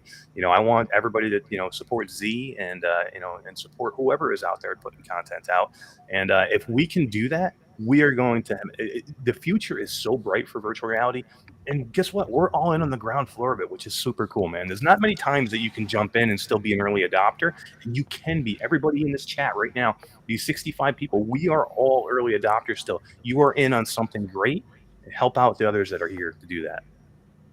It's awesome to be there in a time where it's so early. I'm sure that's at the time that everybody was waiting around for technology to catch up in the in the late 90s when you had the OG VR headset attempts, but then it kind of got put back on the back burner until we could to get to where we are now. And just seeing the potential of where it's actually at, and knowing that it's going to blow up as a medium, it's going to be the medium, not it's just like what everybody will be doing in a very short time. Yeah, 100%. Rick Schnetzler just subscribed to VR Trend. Can't wait to get my first copy. Thanks, Rick. Man. Good job, man. Good job. So, guys, let's give Key away. We're gonna go. I told you it's gonna come off the rails, man. Really easy. It's gonna come off the rails. Let's give this game away because D is got this wheel ready. D, were you able to handle everything? You got everybody on? It took me seriously like 25 minutes into the show to get caught up in the chat with the name. Like, oh my god, it just keeps going. I'm like, I gotta pause and look at it. Oh my god. We were talking to Z earlier, man. It's just so easy when you're talking to cool people about a passion that you have. It's so easy to lose yourselves, and I mean that's why we get on a Virtual Strangers podcast, and that's why we can run 3 hours on a Wednesday night, and all of a sudden we look up, it's 3 o'clock in the morning, and we just got done with the podcast, and we still had 50 people watching at 3 in the morning. You know what I mean? Because just people love it, and it's just easy to do when you have cool people and a great topic. So I don't know. Let's give away a key. Give away a key. You're ready. All right, let's give away Swarm. This wheel's pretty packed, man. It is. Let's see. Pretty packed. The wheel of D is pretty packed. Not the wheel of D. No. Come on, it's got to be the wheel of D. You're gonna see it. You're gonna see it now.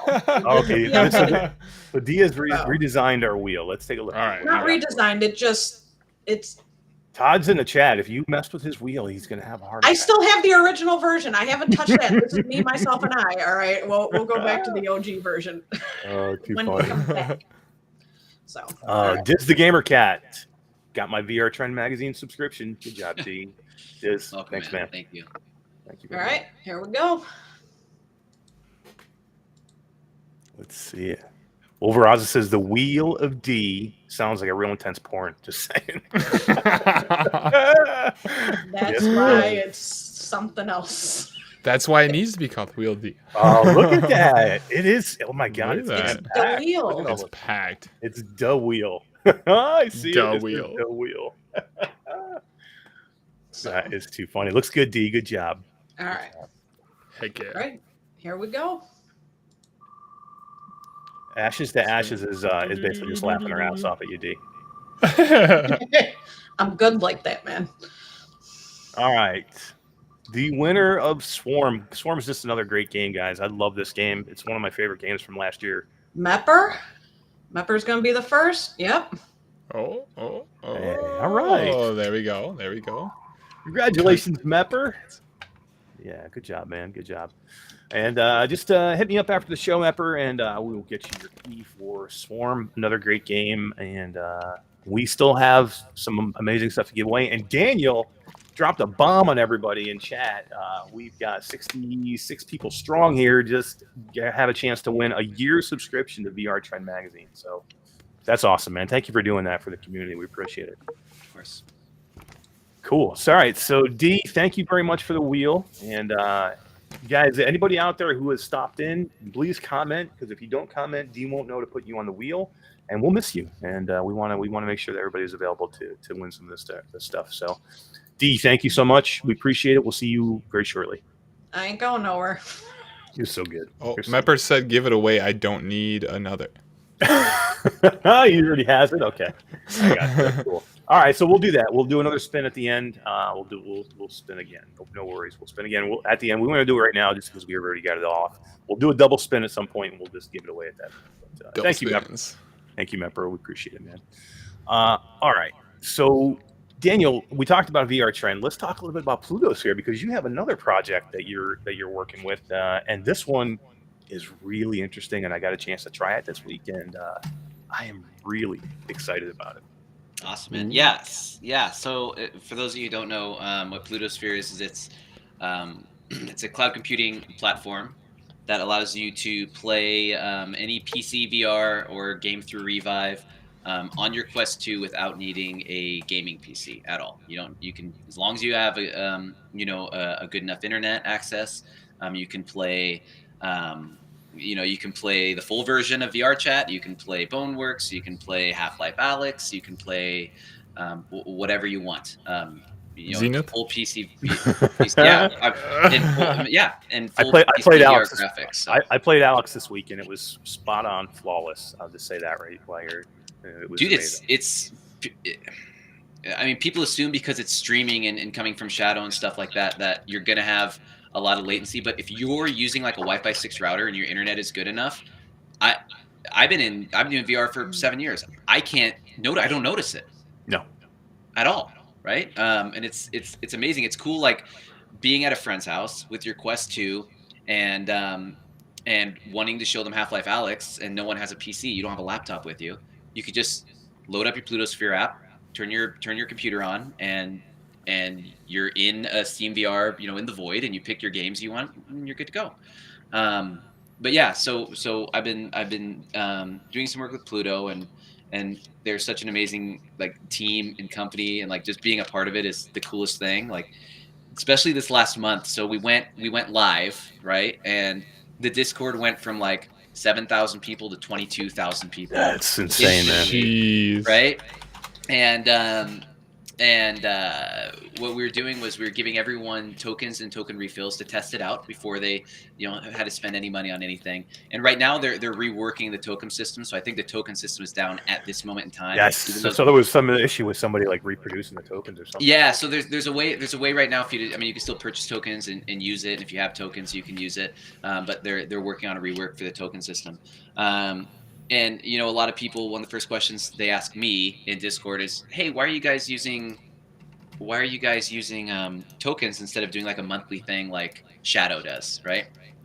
And there were a couple of reasons why they went the token route as opposed to a pay every month route.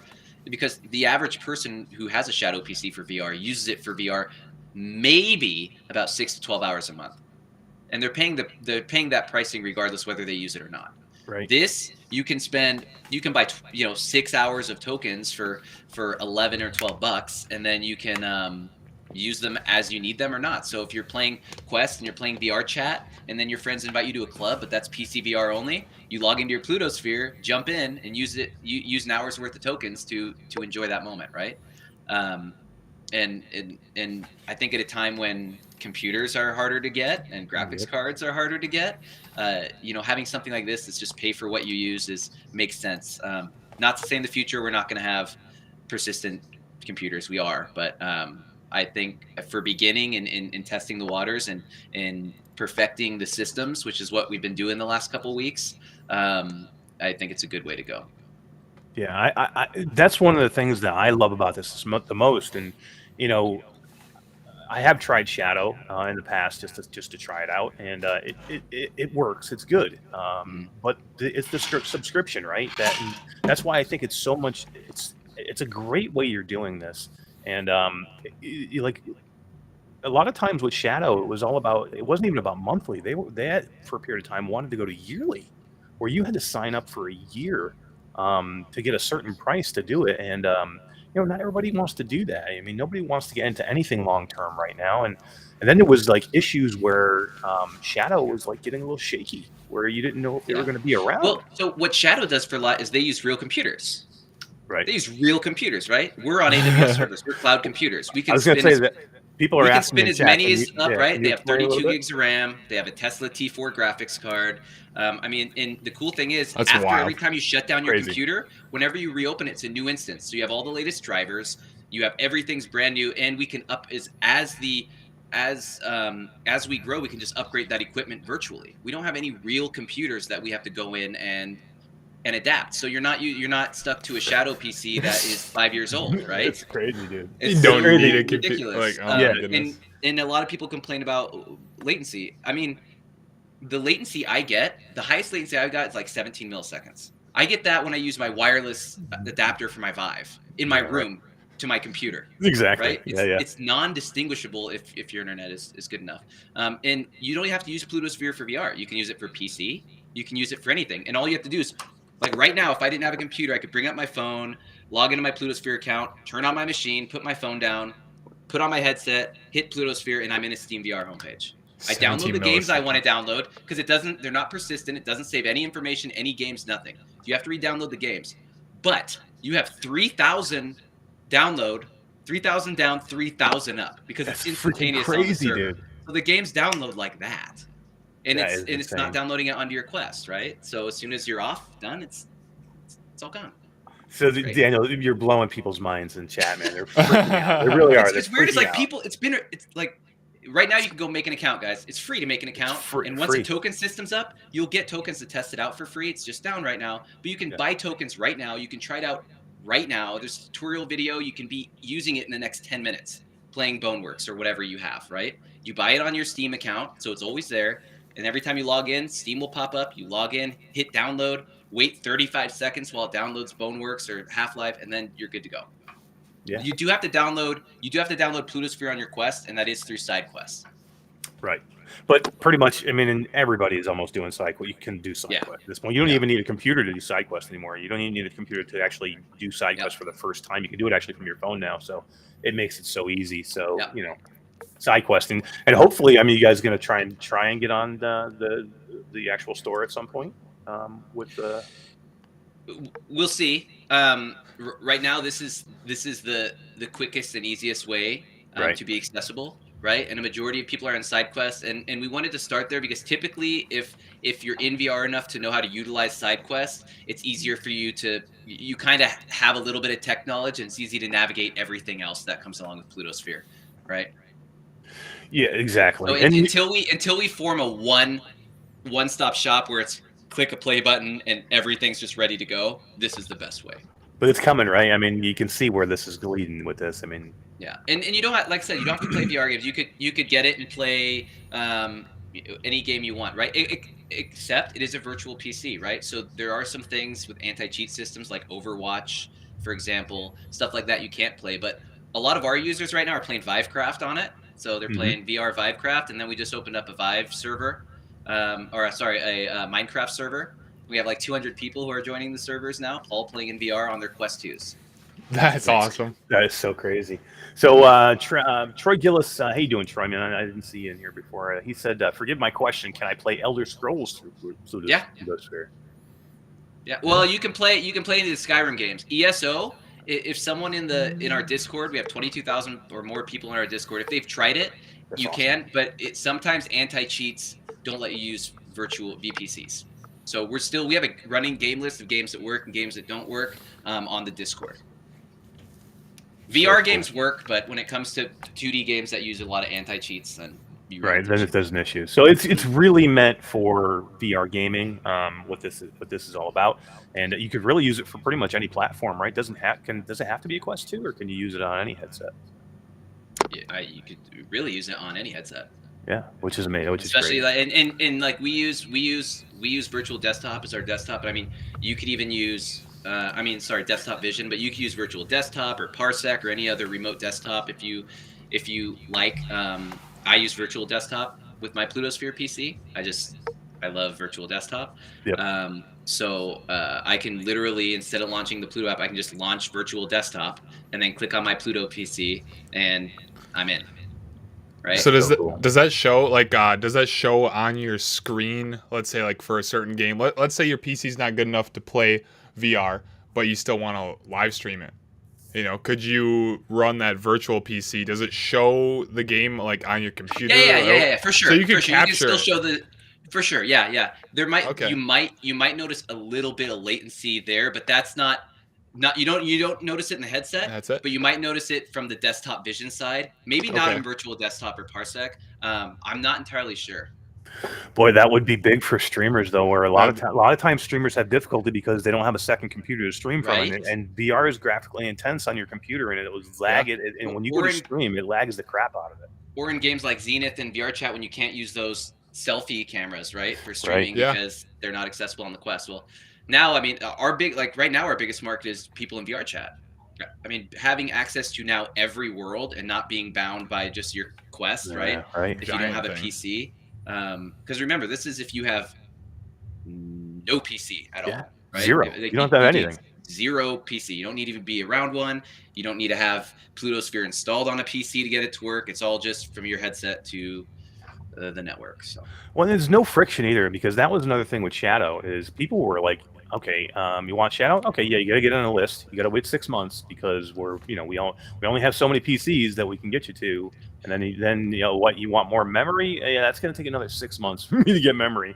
And then we're going to charge just $40 or $35-$40 a month for it. And you can spend half that time. You can spend half that time waiting in queue, right? Exactly. For a PC. It's less now, but yeah, we have the benefit of spinning up more computers as we need them, which is why, when we launched, we had so many people who just couldn't get a PC. They couldn't get in. Like, it just wasn't working. Desktop vision was overwhelmed. We were overwhelmed because we had no idea that many people were jumping in. We should have guessed, because when you say, hey, here's a service and here's some free tokens to try it for like 6 hours for free. It was nuts. It was inevitable that was going to happen. But it gave us a real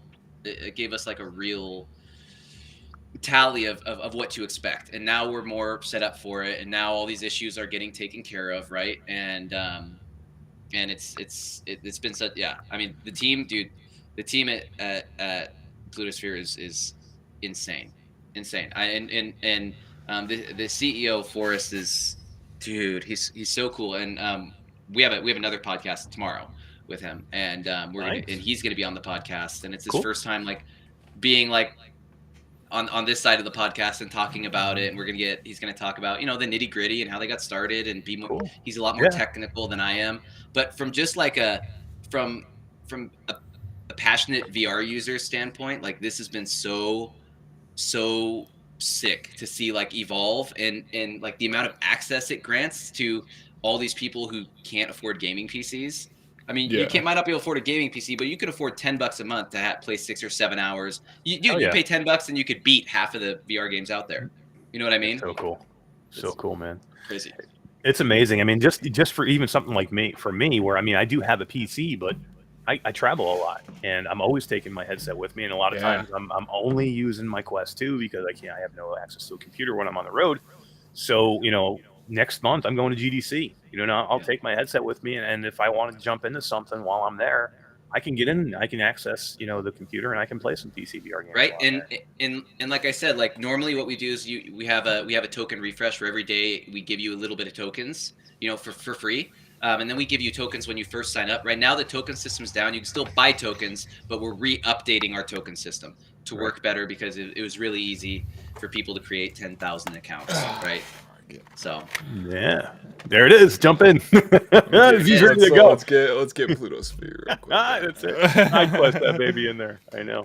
This is a big thing for a lot of people who are like. There's a lot of people out there that are like, okay, PC VR is dead.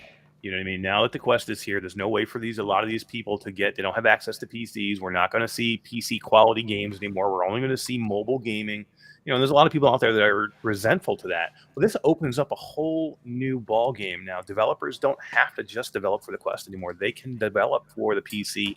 If people have easy access to a PC, but they don't have to physically go out and spend $3,000 to get a good PC to run, run VR on. This changes the game. It really does. Yeah, and you can go to like the Plutosphere website they have like a token price sheet, so you can see what the price sheet. It's like $199 for 600 tokens, and it's like 600 tokens an hour. So I think it equates like $2 an hour right now. But that's, I mean, we're just starting, right? We just launched. We're trying to figure out how all this is going to work, how it's all going to come down, and everything is subject to change. But it's, dude,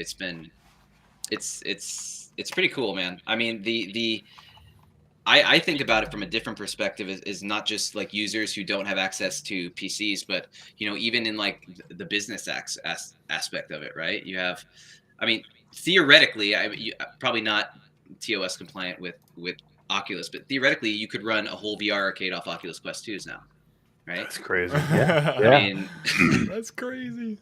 So we had a question out there. The Academy of Language Therapy and Life Coaching is asking, where are the best instructions to go get Plutosphere? Discord, our Discord is insane, man. It is 24/7 nonstop. We also do have a YouTube channel where I do a brief walkthrough of just getting your Plutosphere PC set up and running once you create your account. And then there's some FAQs on there as well, videos that we're constantly updating throughout this week. We'll probably have 3 or 4 more up there. But the Discord, there's like 20 different feedback sections, all pertaining to different things, and it's pretty sick. And and another thing, just to reiterate, guys, like if you have a gaming PC at home or something where you can already use virtual desktop and stuff, this isn't to take the place of that, right? This is for the people who want to utilize PC VR but don't have the means to access a gaming PC, or they're waiting for their graphics card, to come down in pricing to upgrade their current PC.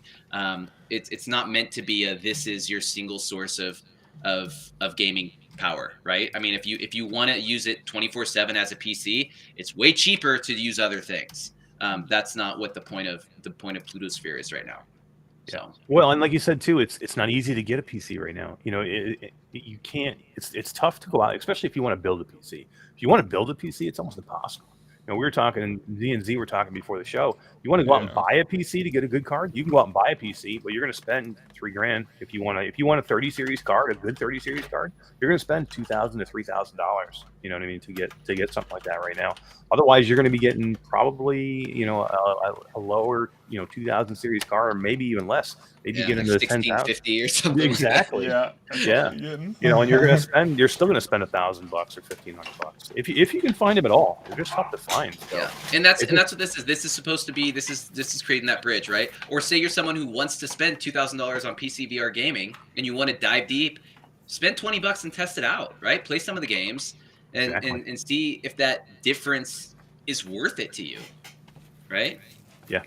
So yeah, guys, in chat, there's a link to the Discord. Thank you, Tass. Tass has been putting up all the links for me tonight. Thank you, Mr. Tasselhoff. I appreciate it. And there is a link to the Plutosphere Discord. Yeah, Mr. Tasselhoff is Jason Ward, and he makes gun stocks and golf clubs and things like that for like accessories for the Quest. And he's going to be on the show next week. He's got a new product coming out that looks amazing, and he does a minigun stock for Pop 1 Z that you got to check out if you like Pop 1. Ooh, okay. It's a minigun stock that it's magnetic. It's only about this big. Okay. And magnetic. So when you need to go climb and Pop 1, it's easy to get it on and off. It's quick, but it gives you such good aim with the weapons. It's so cool. But yeah, we'll talk to him next week. So Paul Fantasy says, sold a kidney to get mine. His computer. Yeah, that's about right, man. Right now, you're doing that. Yeah, and in the Discord, guys, almost every day, they do 3 to 5 token giveaways. So you just all you have to do is like a post, and you can get like 6,000, 12,000 tokens, something like that. Yeah, yeah. Tass, people are saying the Discord link, that's an expired link. You can't get into that one. So if you could Here, I can. Oh, there we go. Thanks. Give me one. So, Boom, boom, boom. so Daniel, what's the next steps for Plutosphere while you're doing that? I mean, so you guys, and I know you're trying to get the coin system back up and working. This is basically an early rollout for you guys, right? So it's like an alpha test, basically, right? Yeah, yeah. I mean, it's our first time being open to the public for anyone to just. I don't know where to put this. For anyone to just. Be able to jump in and test it out. It's a way for us to stress test the servers and maybe learn about things that we didn't take into account, right? Which, how the token system works. And we just got PayPal working with Exola, so people can buy tokens with PayPal and like any other way they want. So we're really working hard on just finding the best ways to manage everything. And when I mean I mean the Plutosphere team. My goal is mainly to keep the peace and maintain harmony in the Discord, and that's the hard job. Socials. So yeah, I mean, when you have 22,000 people, it gets a little chaotic. But it's like herding cats, man. I know, dude. But it's been so fun, and we have so many mods that are like our server's moderated 24/7, and it's just. It's super cool. It's the biggest Discord server I've ever been a part of. So it's been a blast. Dude, it's so crazy. I know. Trust me. I know. I have 7 mods in my Facebook group, and we have to meet all the time. I mean, I don't know. I feel so bad for them sometimes because they're all volunteers, man. And when you get 160,000 people and they're like all over the place, and you got to keep all the garbage out. It's so tough, man. It's so tough. And moderators are like the best people in the world because again, finding ways to support the VR community. There's another one. Be a moderator, man. Go and help somebody be a moderator in somebody's chat. In a Discord or people need it. Group. People need help, man. People need help. In your spare time. So there's a lot of trolls out there that you need to make sure it's all sorted out, exactly. Nice and streamlined. Yeah, so good, man. Daniel, this is such such good news, man. I am so happy because I wasn't happy with Shadow, and there are. I don't want to sound like I'm killing Shadow here. I'd like Shadow to succeed as well, whatever model they're going to do. But the ease of use here, when you can make anything frictionless, or less friction. That's what people want. A lot of people don't even get into VR at all because of friction. They don't want to have to deal with it. When you can get somebody in without having to wait any period of time, without having to sign contracts, without having to pay monthly fees, it just makes it easier. I mean, guarantee how many people right now are out there just in this chat just went, okay, I'm gonna head over there and take a look and sign up because it's so easy. Yeah, and once the token system back up, I mean, it's free to just try, right? Exactly. And then you can see if you're, because everyone's like, well, I've tried it on Shadow and the latency and this and that, and it's like, well, like we made this work for VR. Like this was the point, was it to be XR, like it can work with to work with not only VR but AR headsets in the future and wearables and all that sort of stuff. So like that's what Plutosphere does, and they're really good at what they do. And that being said, it is still early access, right? So we still run into issues too. I mean, we'll have people that just can't get their desktop vision to work, or they can't get certain games to launch, or it keeps kicking them out or whatever. I mean, these are still things that we're still working on, right? So is it perfect? No, but does it work? And are we working our butts off to make sure it's great? Yes. Which is awesome. I mean, those are the things you have to do. I mean, you have to roll these things out to see. It's like a stress test, like with Zenith. You know what I mean? They had no idea that they were going to be such a hit, and they had their first day was I'm sure it was a nightmare. It was like probably a happy nightmare for them. They were so happy that everybody wanted to play their game, but then they're freaking out because nobody could play their game. I was sitting for like 4 hours waiting to get in, just watching Storm play, wondering how Storm was playing, and I wasn't able to. That's what everybody. It drew so many viewers to me because nobody could get in. You had so many viewers. I had man. 700 people watching at the time, and people just kept pouring in, going, "How are you playing?" And I'm like, "Because I never left." Yeah. Ramen's so smart too, man. That was a real SAO moment. It's like, hey, if you leave, you're not coming back. Yeah, don't leave. You have to stay in there for 10 hours, man. Because if you get out of that server, you're screwed. But they were so freaking smart, man. How many other VR games did you see do Twitch drops? None. This was so smart. There are not the way that they did the partner content creator program, the Twitch drops, everything. There's Dude. nobody else did anything like it. I just Nobody. want my dingo pet, man. Dude, It's coming. I know. it's Mine's sitting sitting in my inventory doing nothing. Yeah, I'm just waiting. I know. I like I it. know. I didn't sign up 2 years ago to not get my dingo pet, you know? I know. Like we were saying, my co-host Todd, who's not here tonight, he was a founder. So he signed up in the actual Kickstarter. He's been there for 4 years. Wow. Yeah. So it was like, you know, he's just loving it so much. And here's what happened. So the game launches, it's out for a week, and now he's been out of. He went to Roatan. He had a house in Roatan, and he's been there for 2 weeks with nothing. He's, you know, this game has finally come out to where he can play it. And all the work he's put into it, and he can't even play it. He's sitting at level 19. Everybody's at level 40 already. So he's it's got to be driving him nuts. But too funny. But let's do this, guys. Let's give away another game, and let's give away. Let's do this amazing thing that Daniel did. He offered to give a year subscription to VR Trend magazine. Let's do that. Let's bring D back in. Hi, D. Hello. How you doing? Did we get any new people in the wheel since? Don't think so. It's kind of simmered a little bit. All right, so that's good. That one, I'm make sure. kind of grateful. Yeah, let me do this. We'll just say one more time. Anybody who's in chat who has come in and maybe hasn't said anything yet, we don't know that you're in chat. If you want to be in for this giveaway, you need to say something. Please just mention your name or say hi or say Daniel's got a great beard, or you know, that's why he's called the Bearded Bard.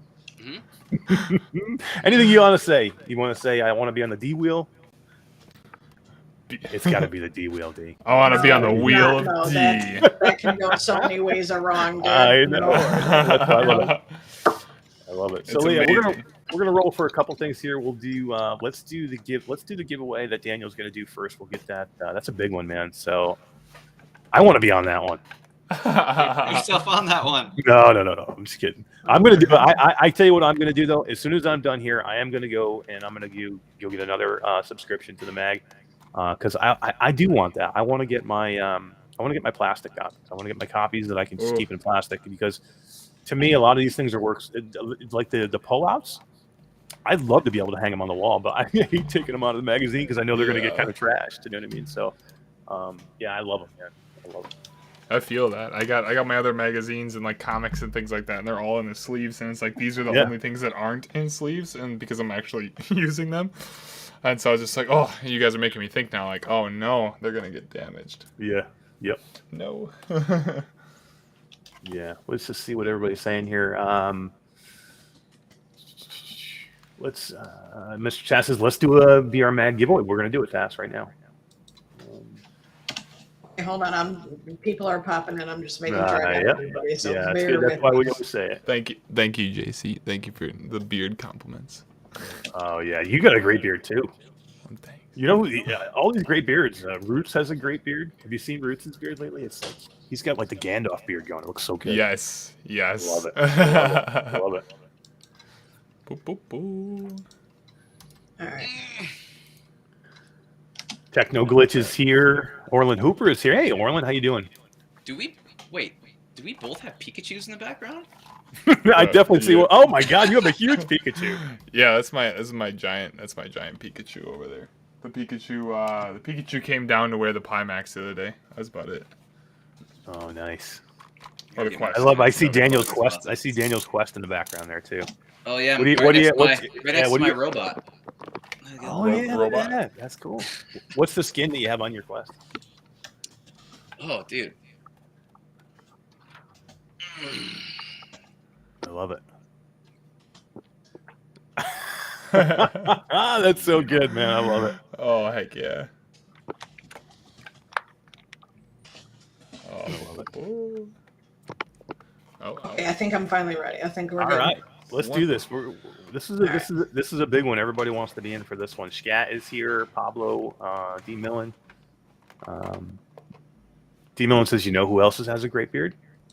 Who's that? My mom. No, my mom. No, I don't think she does. What are you saying, man? What are you saying? Pre-shaved Todd had a good beard. Yeah, he did have a good beard. So my co-host Todd, he had a nice beard too, and he accidentally shaved it off. So accidentally.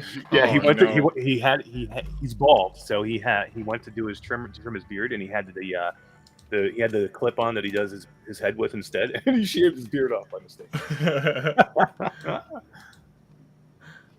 All right, D. Let's bring the wheel in. Let's do a year subscription to VR Trend magazine, man. This is Crazy. awesome. Freaking awesome, man. All right, here we go.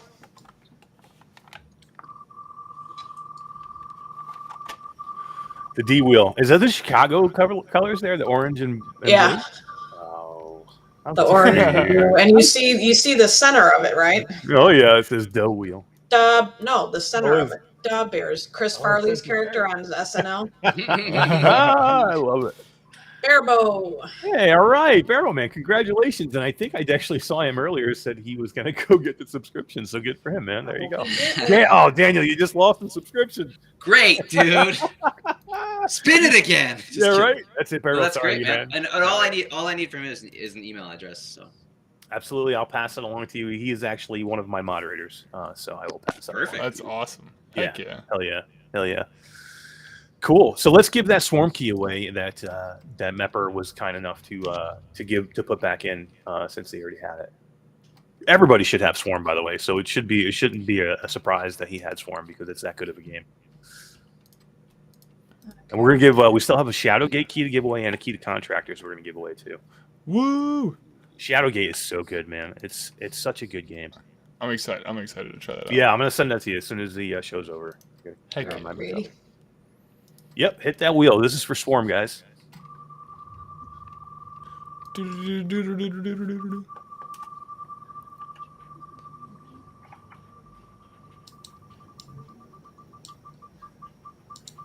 Oh, I can't see the wheel. It's too. No. Tass? No. Ian Stimson. All right, Ian Stimson. That's awesome. Boop, boop, boop. Congratulations, Ian, on winning Swarm. Heck yeah. Fantastic game. They have multiplayer coming in Swarm too, by the way. I think you can get it on App Lab, right? Either SideQuest or App Lab. They're kind of testing it out, but they do have it coming to the actual game itself. At some point, I think they said Q1, which Q1's ending soon, so we might see it soon. How do you spell Stimson, by the way? Over that Stimpson? Yes. Ooh. Was it Karina Stimson? No. Ian. Oh. IAN. Ian. Oh, that's so cool. Sorry, completely random on the quest, but the quest tells you where somebody is in Zenith. I have some friends right now. It says training in the fractured plains, like for someone in Zenith, and I just think that's super cool. I didn't see that. I think didn't they mention that in their that big update they did? It was something like that. It was going to be they were going to have some way to help find people easier. Yeah, that's wild. I don't know. I haven't been on my quest in so long, so like looking in here, I'm just like quest. Well, cool, Daniel. I'm sorry. Go ahead. Oh, I was playing Zenith I started Zenith on my quest, and I was playing on my quest, and I was so mad at myself. I was like, dude, I'm so mad that I'm not playing this on my index. Because I thought if I get up my index, I'd have to start all over. And I just learned, like, last week that I don't have to start all over. And I'm so mad at myself for grinding on my quest, and, like, getting so mad when my battery died and just not playing, you know? And anyway. Yeah. No, it was cool, man. You know what happened to me was I got a founding key like about a year and a half ago. So I've had the game on Steam for a long time. You got to choose basically how you wanted to get your game. So I chose Steam.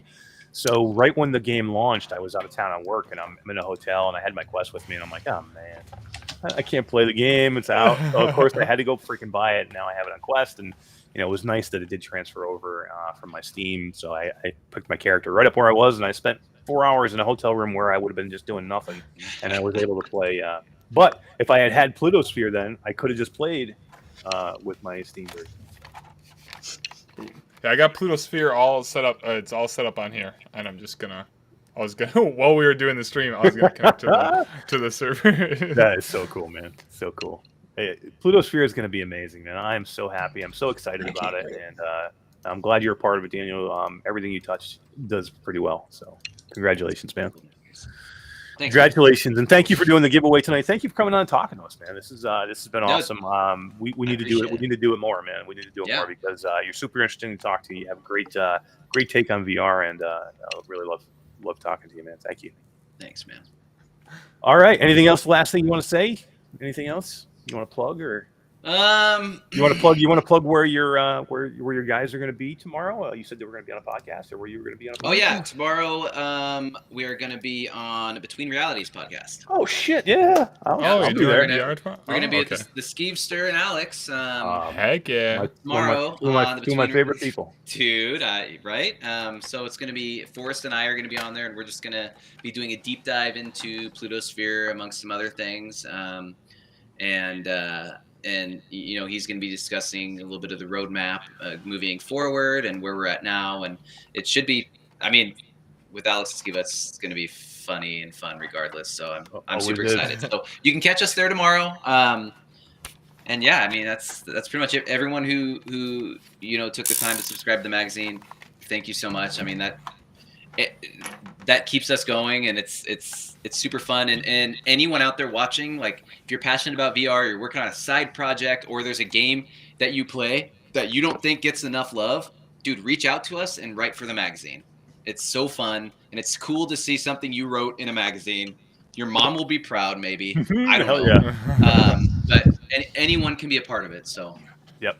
And hell yeah, you know what? I'll let you know right now that if you guys ever need anything, I would take time and I would write whatever you guys need. So if you need content, let me know. I'd be happy to do it. We appreciate that. And you said you have people who do 3D printing of, you know, stuff on your. Send them to us. We'll put a page in there so people know about it. Oh right? hell yeah! I mean, that's the point of the magazine, is to give a lot of independent developers and a lot of people who don't have access to a large, you know, following, the opportunity to show it, right? And help foster their community as well. So whatever we can do to help, we're here, and that's for Storm. I mean, that's for any of you guys here. So yeah, so cool, man. I love the VR community. I really do, man. You know, and that was one of the things that we saw at CES, right? You're right, Z, was just the VR community is there. We're still small enough that there's just not a lot of dickheads. You know what I mean? And there's just a lot of good people, which is, you know, we want to get bigger, but it's nice when you have a cool community and everybody's just super, you know, real good people. Everybody was down to earth, hanging out together. Like, even like whether you were big or small in the VR community, when we were at CES, everybody just treated each other like you were humans. You know, like the CEOs of the companies were hanging out with nobodies. Everybody is all just together as one, and it's not based. You know, like, everybody's so nice.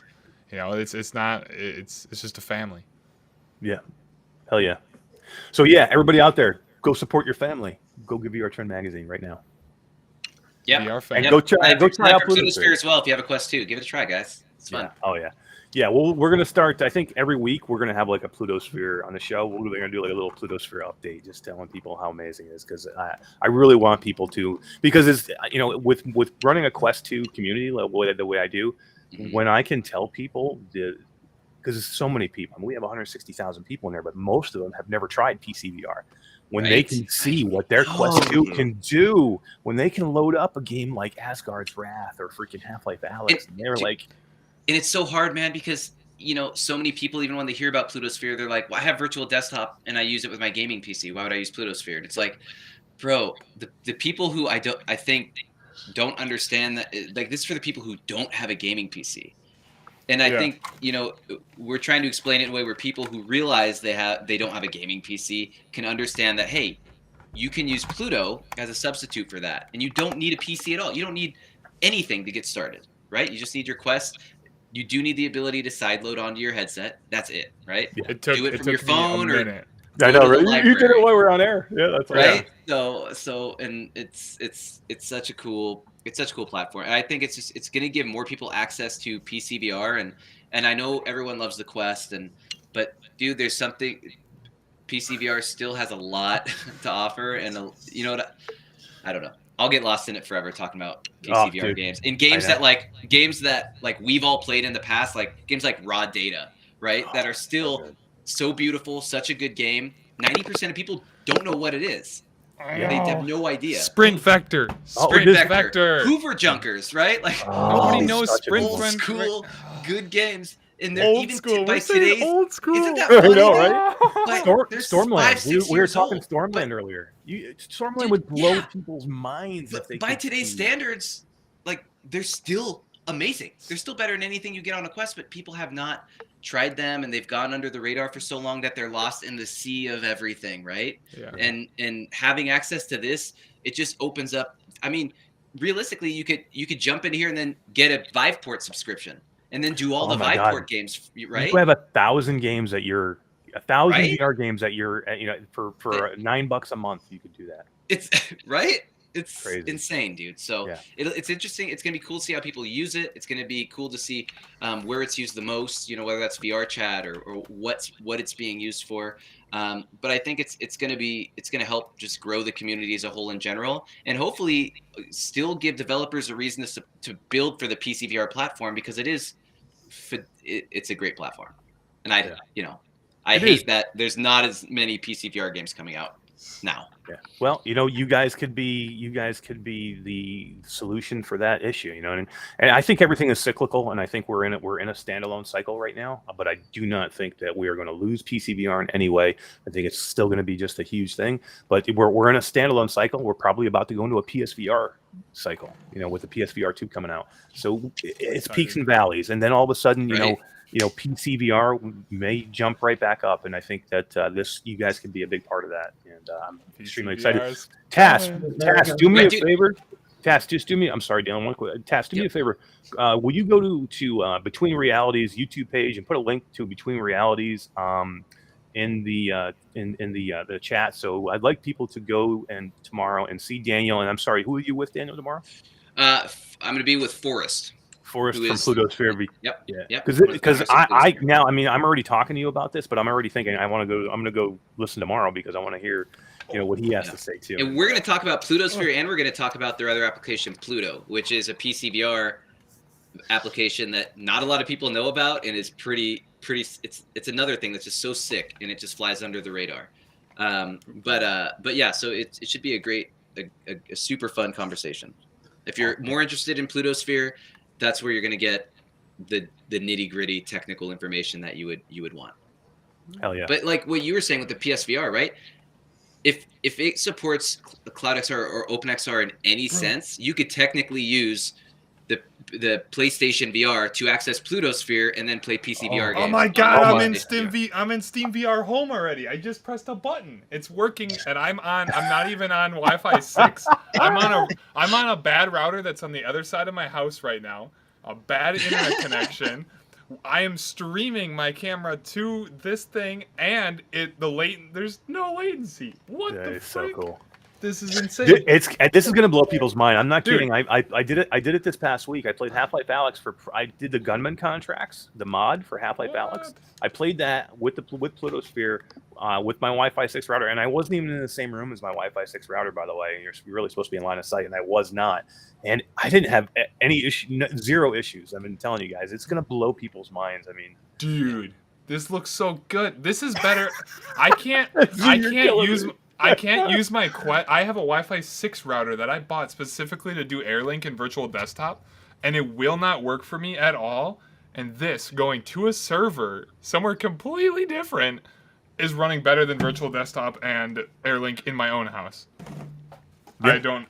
What? That's crazy. I didn't even get a chance to do anything yet, but I'm gonna play with that. I'm gonna play Zenith on Plutosphere. Oh yeah, dude. Ashley said it perfect right here. Pure excitement. That's what this is. This is pure excitement right here. Dude, that's good stuff. Good stuff. Yep, and it's good to get in now, because, like I said, we're doing so many token giveaways, and tokens don't expire. You could just hoard tokens and then have 40 hours of VR gaming for one day when you're traveling, right? And you still want to play Boneworks or whatever. So, can you sign in? You can sign into like your Steam account and everything, and then download all your games. Yeah, and it downloads 3,000 down, 3,000 up. That's insane, man. It's so crazy. The computer is on a server. The server's there, and it's instant. You're not using your internet to download anything. You're using their internet to download it. And they are the internet, right? I mean, it's on the server. It's so crazy. I don't mean to shit on Shadow, but I mean, they're like dinosaurs with the way they're doing this compared to what you guys are doing, because they're using land-based PCs.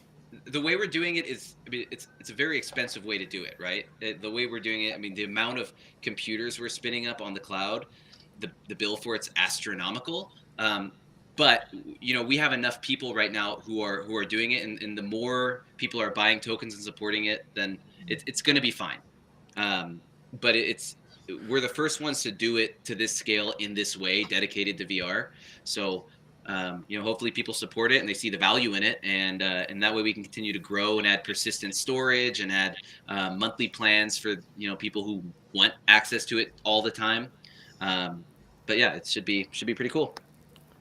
Freaking amazing, man! It's such an exciting thing, and if you could, I mean, just the chat is just like completely lost their minds. So I mean, if that's even if the 60-some people, 68 people that are in chat are any indication of what the mass amounts of people should be thinking about Plutosphere, it blew my mind. And we haven't even, wow. we haven't even posted to the VR community, like to the VR chat community yet. Like we're just, oh my god, because we like I said, our Discord went up almost 20,000 in like 3 days. And we know, like, once like all the VR, the Quest VR chat users find out about it, like I don't know what we're gonna do. It's gonna be crazy. So we're like slowly starting to roll things out. It's like you're almost afraid to give it to them because it's gonna get right. We were afraid. That's why like the Twitter. We haven't put much out on the Twitter at all from the Plutosphere channel because we have so many people coming in. We're just trying to make sure we can maintain what we already have. Right. So that way everyone's having a good experience. So we're slowly trickling it in and releasing new information and talking about it. But everything, guys, you can find the FAQ on the Discord, and you can find the specs, and you can find where our servers are located at, which are all over the world. And any of that information, like, just feel free to ask somebody in the server, and they'll answer you. So good, so cool, guys. Go to Between Realities tomorrow. Number one, you should be just subscribed to Between Realities because it's a freaking great channel. Alex and Skiva have great content, and they're going to be even having more content now that they're correspondents for Upload VR. So you guys need to definitely. Oh, we lose Zach. There you go. Sorry. That's okay. Yeah, I figured it was kind of a stall out there, but yeah, go see Skiva and Alex at Between Realities and watch tomorrow. Watch Daniel and watch Forrest, and get excited because I'm going to be on there. I'll be in that chat. I'll be listening. It's going to be amazing. I can't wait to hear more about it. And this is just exciting, man. It's just exciting. Awesome. Very exciting stuff. Very sweet. exciting Thanks stuff. for having me, guys. Appreciate you. Daniel, you're the best. Thanks for coming on and talking about this, and thank you for giving away that year subscription to VR Trend magazine. And BOBO appreciates. I'm sure he's freaking out right now, and he gets to get one of these, man. He doesn't get one of these, but he gets one of these next month. That's gonna be like this. D. That's good. Next month is gonna be good. The poster's pretty sick. I'm excited about it. The poster. You can order this, D. I think because you can't get the first issue, but you can order individual issues. Right? Yeah, you can bypass issues straight off our website as they're in stock. Some of the older ones we only have like 5 more in stock, but that one we probably still have maybe 30 left. So there's not a whole lot of them, but we still do have them. Yeah, just such good information. It's a big magazine. I don't know if you look at it, see outside. It's big. It's super colorful, and it's good stock. It doesn't feel like cheap and cheesy. It's so we took the Game Informer magazine. We added a centimeter to each side, and then we went up 5 pounds in paperweight just to be better than Game Informer. Hell yeah! Try to be. So it's the lightest gaming magazine that you could get, and it's the heaviest paper stock. So it feels Hell beefy. Yeah. It feels like it a is. quality product. Like of all the magazines you can put in your hand, it's like feeling different headsets. Like you got the Quest, like the cheaper one, and then you feel like something nice and beefy, and it feels like the high end version of magazines. Yeah, dude. If you want that excitement again, like when you were a kid, and I mean, when I come home and I open a mailbox and I see it in there, I'm like, oh my god, that's so cool. And guys, this you won't find this on Upload. You won't find this anywhere. This is a Cheater's Digest with actual cheat codes for games. What? Right? Cheat codes for VR games. Hell yeah. Right? Wait, what? There's cheat codes in VR games? Excuse? Yeah, dude. And this one was actually written by Skiva, and this is for Pixel Rift. Oh, that's so game. Cool. Oh man, that's awesome. Yeah, that's so cool. Yeah, so cool. Anyway, all right, guys, I gotta get going. Awesome. I appreciate you guys. So much fun, you guys. You're the best, man. We'll do it again soon. You're awesome, man. Thank you. Bye. See you guys. See ya. Oh man, you couldn't ask for a better guest to come in, man. I didn't even know they were going to be on Between Realities tomorrow, so that was super nice of him to come on, and even when they're going to come on tomorrow. So that's awesome. That was awesome. Dude. Yeah. Adding to cart. Check out.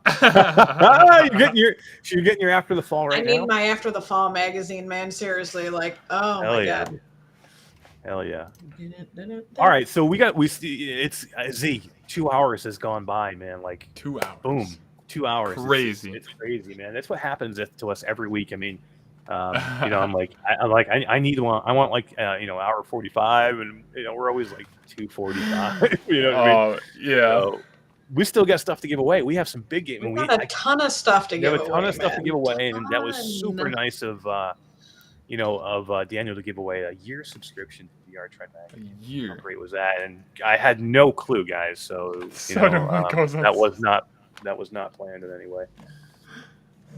Rukiki says, "Is there a cheat code for life?" I wish. I wish. A B up down A B left right. No, Right. that's not it. Up down left right Oh, right. yeah, okay. Start. Everybody get that? You're good. I think it was so funny that Z actually went and did it right here in real time. He went and got Plutosphere. That was great. Headset. Yeah. And how long did it take you? Like 5 minutes, really? 5 minutes. And the reason I disconnected is because I just switched over to my Wi-Fi 6 router.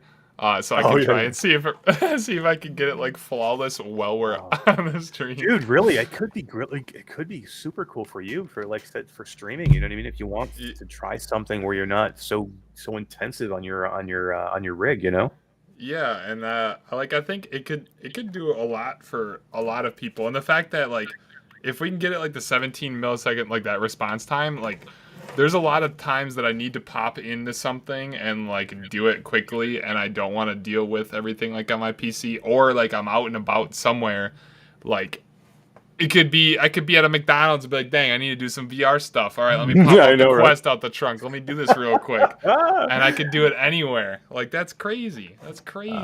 Roots. Amen, brother. Amen, brother. JC Squared says, great 2 hours. Thank you, man. Appreciate it. It's easy when you have a great guest host to make a great 2 hours. And it makes my job really easy. All right, so we still have a key to Contractors to give away first. Let's do that, D. Okay. Guys, I'll say it one more time. Anybody who has come into the chat and who has not said something, we need you to say something so you guys can be in the wheel. And you just say hi. You can just say, I can't believe Z's got his headset on right now and he's going to play some Zenith right at the end of the show. During this stream, I'm going to install Half-Life Alyx and launch it. Oh, that is so cool. Dude, have you tried the gunman contracts in Half-Life Alyx? No. What is that? It's a mod in Half-Life Alyx. It takes like 10 seconds to download. And it's basically it's based off John Wick. And I did see it. Yes, I saw it, and it looks so good, and I want to play it. I started watching a video on it, but it looks so good, I didn't want to spoil anything, so I stopped. I was like, oh no. So we're doing our mod month for January and February on Virtual Strangers. So that's what we do on Wednesday nights. We review games that we wanted to play. So that was one of the ones we did. We did the BioShock mod for Half-Life Alyx, and then we did the Gunman Contracts Chapter 1 and Chapter 2. They just come out with Chapter 2. So there's 2 full-fledged levels in there, man. It's just so much fun. It's pretty simple, just mindless shooting, but it's done so well. It looks so good. I had a ball. I beat them both, and I want to get back in and do them again. That's how good they were. And now everybody could do it. Guys, everybody. If you don't have a computer out there, you can, my grandmother could be in there shooting shit in Gunman Contracts on Half-Life Alyx. It's connected. It's connected. Like I'm in. Wait. Maybe it didn't link fully. Oh, look at that. Maybe it did. Wait. Oh, hang on. It's on the pass-through. Wait. I always saw something. Dang it. Yeah, I can't wait to try this out to actually be able to play Half-Life Alyx, because that's all I see when I first jumped into VR. Oh, Half-Life Alyx. And, you guys doing the mods the other day. I'm like, oh. Yeah, it's an experience I would like everybody to try. And Half-Life, but there's a lot of games that, we keep saying Half-Life Alyx because that was the benchmark. But there's what Daniel and myself and Z were saying earlier, there's so many older games that that we were able to play that people haven't had a chance to play yet, that are just completely crazy and amazing. And there's a ton of them out there. I mean, Asgard's Wrath, Stormland. I'm just trying to think. There's a million of them out there that you could be playing. Stormland's the first true single player AAA title, like a VR game that I like, that had a storyline that I actually put time into.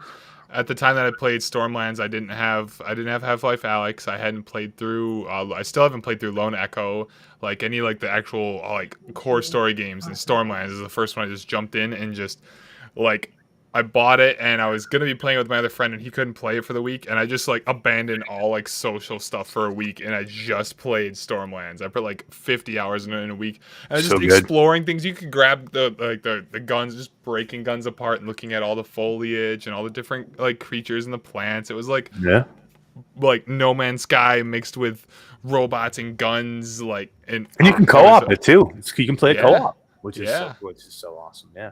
So FTF Gaming 111 asked me if I had played Wanderer yet, and there's another fantastic game that everybody can get into right now and play Wanderer. And I have played Wanderer, and I beat Wanderer, and holy shit, what a great game! My favorite game of the year so far, and I love Zenith, but Wanderer takes it for me right now because it was that good. I haven't played Wanderer yet. I'm not a big puzzle fan, and this is a very, very heavy puzzle, but it's time travel and it's an adventure game and it's got puzzles and it looks beautiful and it's AAA quality game. There's a few issues that they're working on that they've got to fix, but it's really for me it's the best game of the year so far. And this is I know the year's young, but we've had some bangers already with Zenith and a couple of others. So yeah, so good. D, how we doing? I'm good. How are you? I just placed my order, so I know, right? I know. Yeah, and FTF also says it's a great game. 100% matches Alyx's graphics. It really does. I mean, in the environments for sure. Wanderer looks as good as Half-Life Alyx in the environment. Some of the character models are a little some of the characters look a little off, like size-wise, maybe a little bit, and some of the facial animations are a little bit weird. But that would be super nitpicky. It's super good. Root says he felt like game of the year was Garden of the Sea. You mean Garbage of the Sea? And we're never playing Garbage of the Sea. What? Come on! Wait. Is it bad? Oh, I don't even know. I just okay. Because I had people force me to. I have a Switch, and I had someone force me. One of the things was like force me to play Animal Crossing. So I played Animal Crossing on the Switch, and I was just like, I could get it. But then the Garden of the Sea, I was just like, whoa. So this is Animal Crossing VR? Like, I could probably try this out. And I saw some things on it. I just want something I can fish in, but like feel like kind of like an MMO-y thing. I just want fishing in Zenith. Give me fishing in Zenith, and you'll be like, oh dang, where's all Zstorms of the continent? They should do it. I mean, they have a lot of water in there. I mean, they could do it. You can go to Mika by the bridge. Or Mika by the lake. By the lake. Mika by the lake. You can fish next to Mika by the lake. Who doesn't love Mika by the lake? Or Mika by the bridge, or Mika by the tower, or Mika. She's so many freaking Mikas, man. She's all over the place. She's everywhere. It's like Nurse Joy. I think of Mika as Nurse Joy from Pokemon. 100%. It's just Nurse Joy. It's every Nurse Joy. It's a different Nurse Joy, but it's still Nurse Joy. It's Mika. Mika by the lake. Mika by the town. Mika in the town. Nurse Joys. Yeah. So, Scat says avoiding Half-Life Alyx because everyone says all the other games pale in comparison. But now you don't have to with Plutosphere, so you don't have to not be able to play it. It makes a good point though. If you play Half-Life Alyx, you look down like because it's a benchmark. Yeah. It's like it's you start to compare everything. If you don't play Half-Life Alyx, you'll. It sounds weird, but you might enjoy other VR games more because now there's times like after playing it on my index, really seeing everything and seeing how a game can and should be done and mechanics and it feeling so fluid. When a game doesn't have the fluidity anymore, I just don't want to play it. You should play it on your Pimax now. Yeah. See, look at this, guys. Look at this. I was going to have a whole segment on this, but we run out of time. But look at this. Z has a Pimax 8K.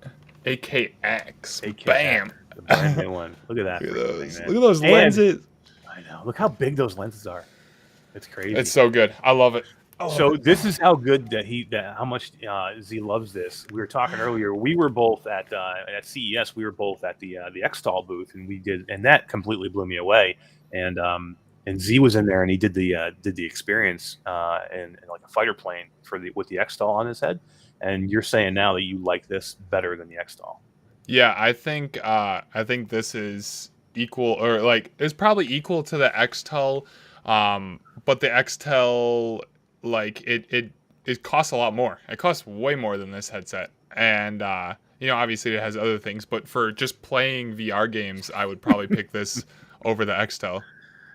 Yeah, I mean I'm super excited for it. I'm because now I'm hoping I have the inside track to get one, to try one, and because I want to put it on, especially now that you've said, and you have an index, and you said that you would like this to be your new daily driver. You would replace your index, and I know you love your index, and I love mine too. So I do adore my index, but after going into that and playing, like I just sat down for like probably. I played it the night that you saw me do it. I played 9 hours on the Pimax of Zenith, and it was fine. And then yesterday I was 4 hours gathering mushrooms just with the Pimax on my head and just having a wide field of view. And I was watching Sword Art.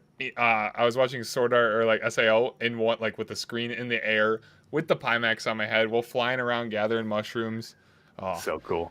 People think it's heavy. That's the biggest thing. People think because it looks, just because it's a hammerhead on the front, like it looks really heavy, but it's equal to the index, like in comfort. Like I can't explain it, but if you see how this doesn't just go on the back of your head like most VR headsets.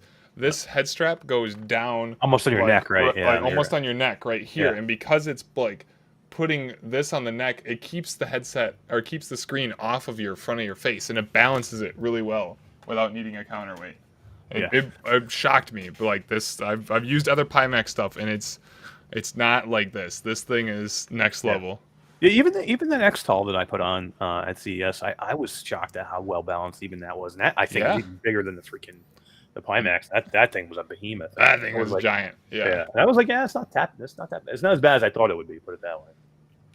This says 9 hours of VR. That's wild. Oh, I did 33 hours of Zenith on launch day. Oh, did you really? Yeah, I was supposed to do 36, but I couldn't do 36.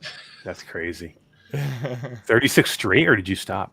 I did 18 straight, and then I went up on Shmooze Island, and I slept in my index on stream for 2 hours. And then I went right back to playing Zenith again. Oh, that's awesome, man. How? It was really comfy. So it was surprisingly when I set up an air mattress on the floor right here, and I just like laid it up, and I put the index on my head, and I just kind of like loosened it, and I just laid down on my pillow, and it was so comfy, and it was wild waking up and then being like in Zenith, like the first thing your eyes see when they open up was Zenith. It was crazy. I don't know if I could do that, man. I'd have like a Black Mirror moment or something. I'd freak myself out. I don't know if I could do it. Yeah, there was a couple other crazy streamers that did a full 48 hours straight on launch day as well. Twitch streamers are crazy for doing all that stuff. Yeah. Well, you know what? And you help out other people too, because somebody just mentioned Sumachi. Because I saw Sumachi through your stream because he was in your chat, and I subscribed to him because I thought he seemed interesting, and he was doing a lot of Zenith too. And I know he does a lot of Top 1, but that's how you help out other streamers as well. You know what I mean? Because I found Sumachi through you, and I watched a couple of things, and he's interesting. So. Yeah, Sumachi's super cool. He's they run the Vortex comp VR team, and they're the first team to win the first official Population 1 like tournament. Like they had the Invitational last year, and the winners of it got silver brood suits, like skins. So cool. There's only their team of like 4 people that in the entire game that will ever have the silver brood, like shining silver brood suit in Population 1. You guys did a Pop 1 meetup in Vegas, right? After CES? Yeah, we had a whole Population 1 panel and meetup of like all the different all the streamers and then all the players and everything like that. And then we went out for a big dinner after, or some of us did, like Luca and other people that I was playing with. We went out and had a dinner, and then there was a giant like bougie club party that was after that. I didn't get a chance to go to that, but it was like flashing lights, and it said Club Population 1 like on the signs, like flashing, and Marshmello was playing there. So it was huge. It was a huge event. It was crazy. I thought, and that's one of the things I love the most is when we were in Vegas for CES, we did the Between Realities meetup where we all went to that Player One bar. Yeah, It was that a bar that is basically a huge retro arcade that had every freaking cabinet video game you've ever heard of. Yeah, it was so much so fun. good. Yeah, that was so much fun. But yeah, all right, D, let's do some giveaways, and you got to get Z out of here. Are you streaming tonight, Z? Are you doing anything? I'm probably gonna play some Zenith. I'm not gonna lie. Probably gonna play some Zenith, and then and then maybe try and sleep at a reasonable time. Then wake up tomorrow, work on more of that Pimax review. Yeah. Everybody. So anybody in chat or watching later, number one, go and subscribe to Zstormgaming on Zstormgames on Twitch and in YouTube as well. Zstormgames, and this Pimax review, we talked about it earlier. Me and Z, he's really working hard on it, and this is going to be something that everybody's going to want to see. So. Go check it out. I'm excited to see it because, again, I am hoping to have one soon that I can try, and I want to hear what you have to say. So I want to hear all this. So, yeah, everybody go there and subscribe. Zstormgaming, Twitch, and then you also have the YouTube channel, which the YouTube channel, I was checking it out earlier, too, and you have a lot of, like, shorts on there. I thought, like, little quick hitters that people can just get into. You could consume a ton of your content on there. If people just went in there and spent, like, a half hour, they could see a ton of your content and get a good idea of what you're all about, which is awesome. Yeah, I had spread it out on a lot of different things I did, and then I have like the series that cover like different tech, like the Sulon Q, the first PC VR headset ever that nobody knows about. I know, right? All in ones, but yeah, like just different things like that. Yeah, it's always fun to do different things like that. Yeah, I can't wait. I have the I kickstarted the Lynx XR1. Dude, headset, and that's coming home. Hopefully that's coming soon, man. They were talking April, so we'll see. If that like if you can somehow properly set that up, and like if there could be some proper controllers made for that in the future, when I put that on my head, because I got a chance to wear it at CES, I didn't get a chance to see anything. Yeah, but that would be by far the comfiest thing. It felt better than wearing glasses because it had a ring that just went around your head and it rested right here, but it weighed nothing and floated in front of you. Oh my goodness. Oh my goodness. The controllers are going to be the big thing there with them, and you can actually in the Kickstarter now you're able to actually get. They don't tell you what the controllers are going to be, but you can actually you can actually still buy controllers or get into part of that to get the controllers, and so they have something because you're going to be able to hand track, number one. But you can't game with it with hand tracking yet. So you're going to need some type of controller. They just haven't shown a roadmap of what they're going to do, but I'm sure they're going to have something. So yeah, hopefully we'll hear from them soon. Okay, D, let's give away a game. Contractors. Let's go. I'm ready. Contractors. All right, let's give the wheel. The D wheel. The wheel of D. No. The wheel of D. The wheel of death. All right, here we go, Chris Farley. There we go. Friday night Pop 1 lobby is the best task. Yeah, there's a lot. We have a lot in the community. We do. Everybody does a Friday night Pop 1 lobby. It's a lot of fun. That's where I first met you, Eric. Yeah, was the Between Realities Friday night Pop 1 lobby before CES. That's yep. There's a lot of cool people in there, man. Delirium Drew and was it Wolveraza? Oh, congratulations, nice. Wolveraza on Contractors, man. I bet you. I know he probably already has that game, but I'm sure he has other headsets or he has somebody you want to give it to. So, congratulations, Wolveraza. That is amazing. Freaking great game, man. We talked about it earlier. Absolutely love it, and I need to get in there soon, Z. I need to get in there and check out the new maps. Yeah, I gotta. It's a lot of fun. It's a lot of fun. I think it'll be when I get time to actually sit down and just actually play it. It'll be even more fun. Yeah, that's just it. We got to find the time. That's with anything with content creators. Anything that we do, it's about finding time in between. Things that we have to cover or things that we have to try and make videos of. And like last night, I was I got done with Virtual Strangers last night at 3 a.m. was when we got done, and we got out of our little. We do a little post talk when we get off air, just so we can talk about what's going on. By the time I got done, I had to make a video because there was a new game dropping this morning for the Quest called Unbinary. So, and the developers gave me permission to actually put video up at 8 a.m. before the game launches. So I'm like, damn, that means I got to get it done now. So got to get on top of that. So basically, from 3 a.m. until 7 a.m., I was cutting and editing and I went to bed around 7:30, and the video got done processing just in time to launch at 8 o'clock. So, those are the things that we have to do, right? To get content out. You know what I mean? People don't realize sometimes you gotta be like, you're just getting ready to go to bed, and you're like, oh wait, there's a new announcement for this game. If you want to land in the algorithm, you got to stay up another 12 hours now. Hell yeah! Good luck. Yeah. I mean, I'm never gonna, right now I'm not big enough to, we're not big enough to hit like big numbers. But it was funny because I put it up this morning, and Steve knows. Steve knows, right? Yeah, he's big. He messaged me. Because I put it out, and he's like, "Hey, there's an embargo on that until 6 p.m. England time." And I'm like, "Yeah, sorry, man. They gave me permission." He's like, "Oh, cheers, good job, man."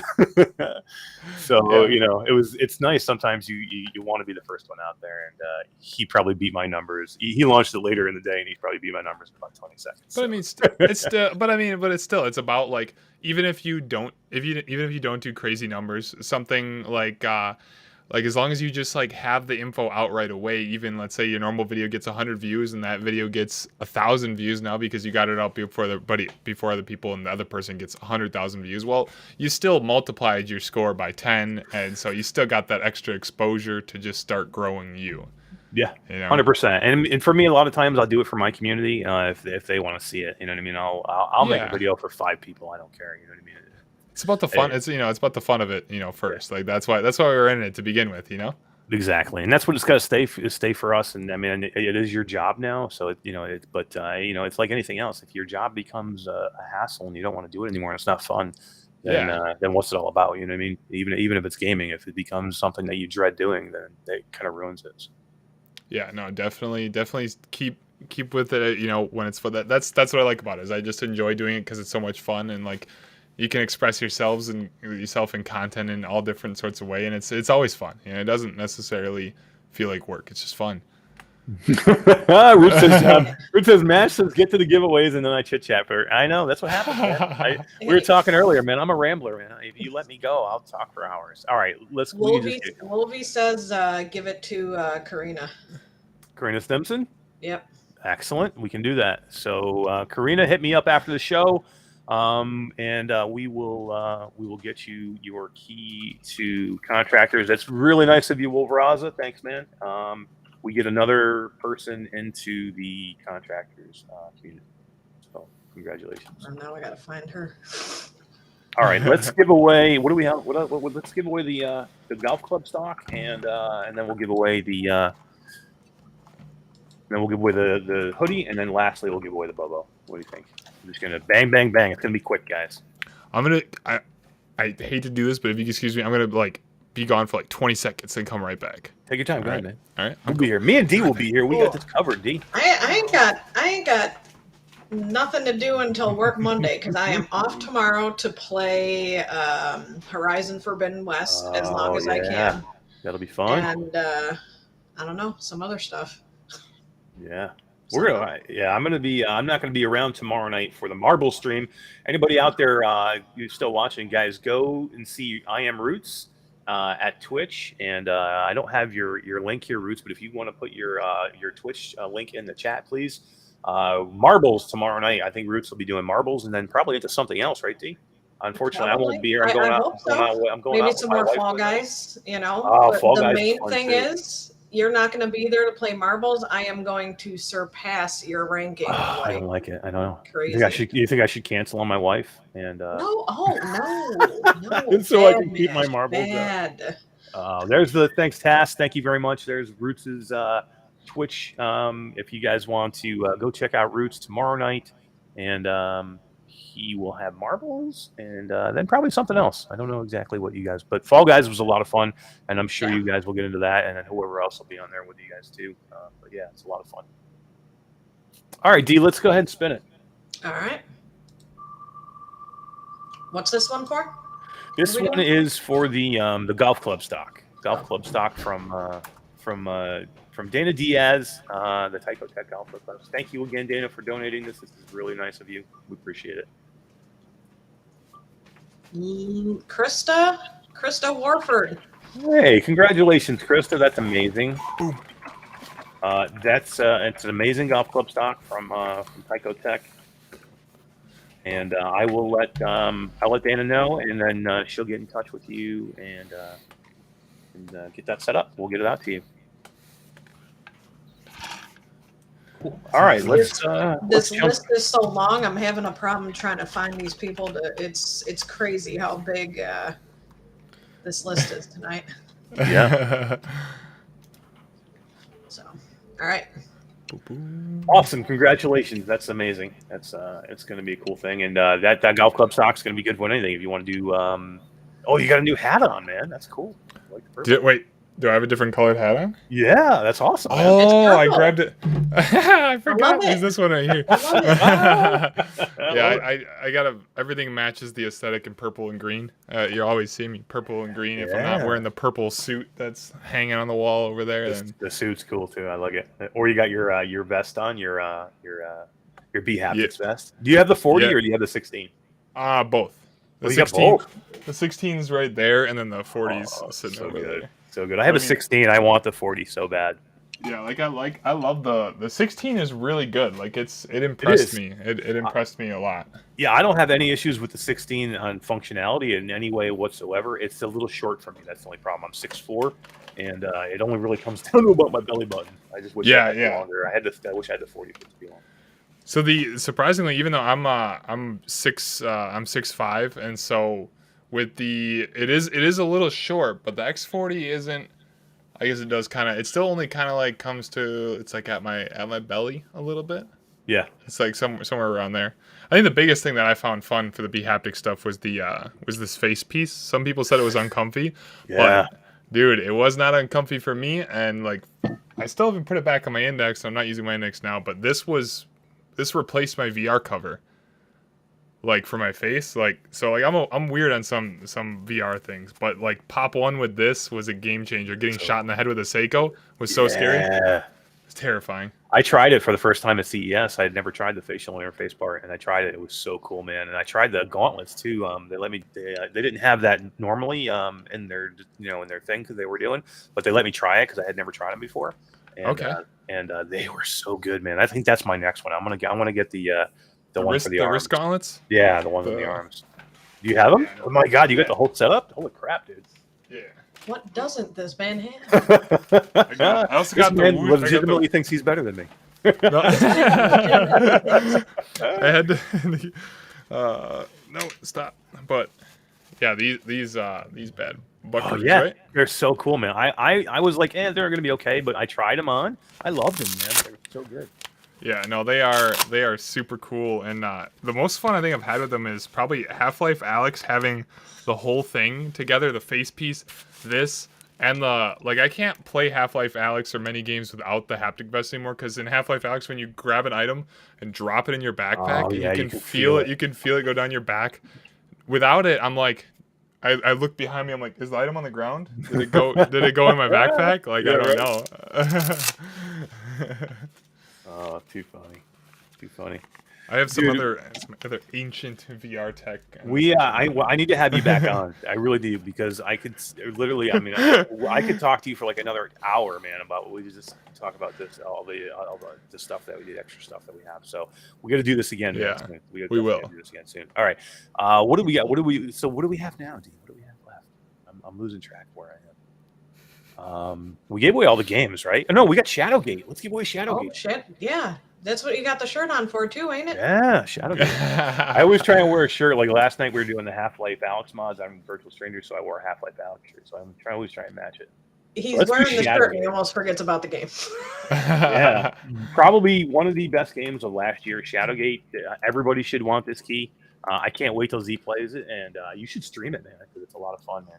I think I will. It sounds exciting. Yeah. I want to they have huge spiders, man, like gargantuan sized spiders that come out. I am like, the first time I got to experience a big spider was in Tarzan VR, and it terrified me. Like I don't get terrified of anything in VR. Like almost nothing scares me that much besides like head crabs a little bit, but a big spider in VR, holy shit, that actually got me. Like I was like, woohoo, no, please, no. What's nice about Shadowgate is they actually you can turn them off, or not turn them off, but you can turn them into like silly Cute spiders. spiders. You can make them look like Pikachu spiders or something like that. You know what I mean? Yeah. I hate spiders too, and I just started playing Shadowgate like last week because I got it on sale. But I'm trying to face my fears, so I didn't put the cute spiders on. But damn, those spiders are huge. Yeah, they're big. Yeah, I want to put big spiders on, so I'm absolutely terrified. It makes it way more fun. As long as I'm scared out of my wits. Oh yeah, no, you will be. At one point they come crashing out of the wall at you, and you just freak out, man. It's awesome. What? Oh man. Wait, did I say that? All right, let's roll for Shadowgate. I told Z this was going to be a 2-hour show. He's probably like, "Oh, get me out of here, man." No. It's at least it's not a 14-hour show. Oh man, yeah, we did a 14-hour show this year on Virtual Strangers. Heck yeah. Orlin? No, Orlin? Orlin Hooper. Oh, nice. That's an amazing game, Orlin. Congratulations, Orlin. Awesome. Hit me up after the show, and I'll take care of your key for you either tonight or tomorrow, and I'll get you all set. Just get me on Messenger, and congratulations. This is one of the best games. It really is. And Dave Marsh is a friend of the show, friend of the channel, friend of the group. Really cool guy. We're gonna have him on soon too. He's got updates that are coming for Shadowgate very shortly, and they're in right now in the middle. He's got it ready. Do you have somebody you want to give it to, Orlin, or do you want to? Do you want us to respin? Just let us know how you want to handle that. Let's. What are we gonna do next? We got to do our until we hear from Orlin. Let's give away the hoodie. Hoodie time. Hoodie time. These hoodies are awesome, man. The hoodies are really nice. The Q2C VR Gamer. We have a couple different logos that you guys can choose from. We've got the VR Gamer. We have the Quest 2 community logo. There's a couple of different things. You can just go to the Etsy store. The Q2C for the Q2C merch. Follow this link right here to the Etsy store, and you can pick out your size, pick out your color, whoever wins. Or if you just want to go out and buy something else, we have hats, we have shirts, we have beanbag chair. You can get a beanbag chair. You got a beanbag chair? That's Hell yeah, sick. man. I want a beanbag chair. We got flip flops. We got flip flops, man. Flip flops and a beanbag chair? That sounds like an once we get fishing in Zenith, I'm gonna get your flip flops and a beanbag chair, and I'm just gonna kick back and fish. Oh, dude, like I'm on the beach. Cool. I'm gonna get a fan. To blow, and then every now and then drop a little bit of sand to blow some sand in my face, so I'm really feeling like I'm there on the beach fishing. Oh, how great would that be? Quick question, Mash. Am I putting everybody back in for the BOBO? The hoodie? Yeah, and the hoodie and the BOBO, yeah. All right. You don't have to put them back in. We know who I have it written down who run. If it lands on them, we'll just re-roll. But it would just take you more time to take them out than it would be worth it. Okay, because I took the winners out. Oh, okay. You got to put them back in. I said. Right. Yeah. Can you just stick them back in real quick? Yeah. We'll get it going. Tech says man bags. We actually do have a man bag. You can do the man bag too. We call it a battery pack. Hey, we don't want to call it a man bag. Sweet. So did Orlin say? I didn't see. Did Orlin say whether he wanted to give the key away? He said respin. Okay. So we're gonna respin for Shadowgate first, as soon as D gets the names back in, and then we'll rock and roll. Rock, shock, and roll. Can't wait, man! I can't wait to get this BOBO away, man. This is gonna be. People love this thing. This is gonna be so good. I need to get one of those and try that out. Because that would be the number one thing. Like if something got headphones, like I'm still like torn between my deluxe audio strap and this, because I hate having to like throw some extra headphones on something. I just need like headphones on something all the time. But like if I'm just gaming on something and I don't really need to listen to something, it's fine using just as long as it's comfy. yeah, that's the main thing. As long as it's comfortable. All right, D, hit it. I love it. I love seeing that wheel so packed with people, man. That's awesome. There's so many people. You got like 70 names in there. 70-some names.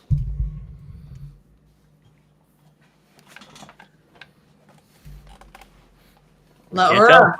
Oh my God, Laura! Congratulations, Laura. Awesome. All right, thank you, Orlin, for putting that back up there. Orlin, I will, because I have some extra keys. if I can do it, I can only do it that one time. But if you want, I have some extra keys. So Orlin, just hit me up later, and I will we'll get you a key to something else that you don't have, and we can do that. All right, D. Let's give the hoodie away. All right. So Laura, just message me about the Shadowgate key, and I'll take care of that for you. And Orlin, just message me, and I'll give you the list of the games I have, and you can pick something that you have that you don't have. Cool. All right, guys, this is for the Q2C hoodie. All Woo! right. The VR Gamer hoodie.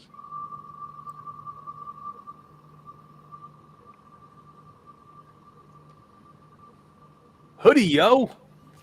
Hoodie time. Let's go. These hoodies are awesome too, by the way. I love them. Do you have one right now? Michelle B. Oh, Michelle B awesome. getting a hoodie. Hell yeah. Let's go. Do you have one of the hoodies with you at the moment? Actually, I think I do. I think I can get one real quick. Hang on. All right. What happened? I'm curious what the hoodie looks like. Oh, So okay. he's gonna show it.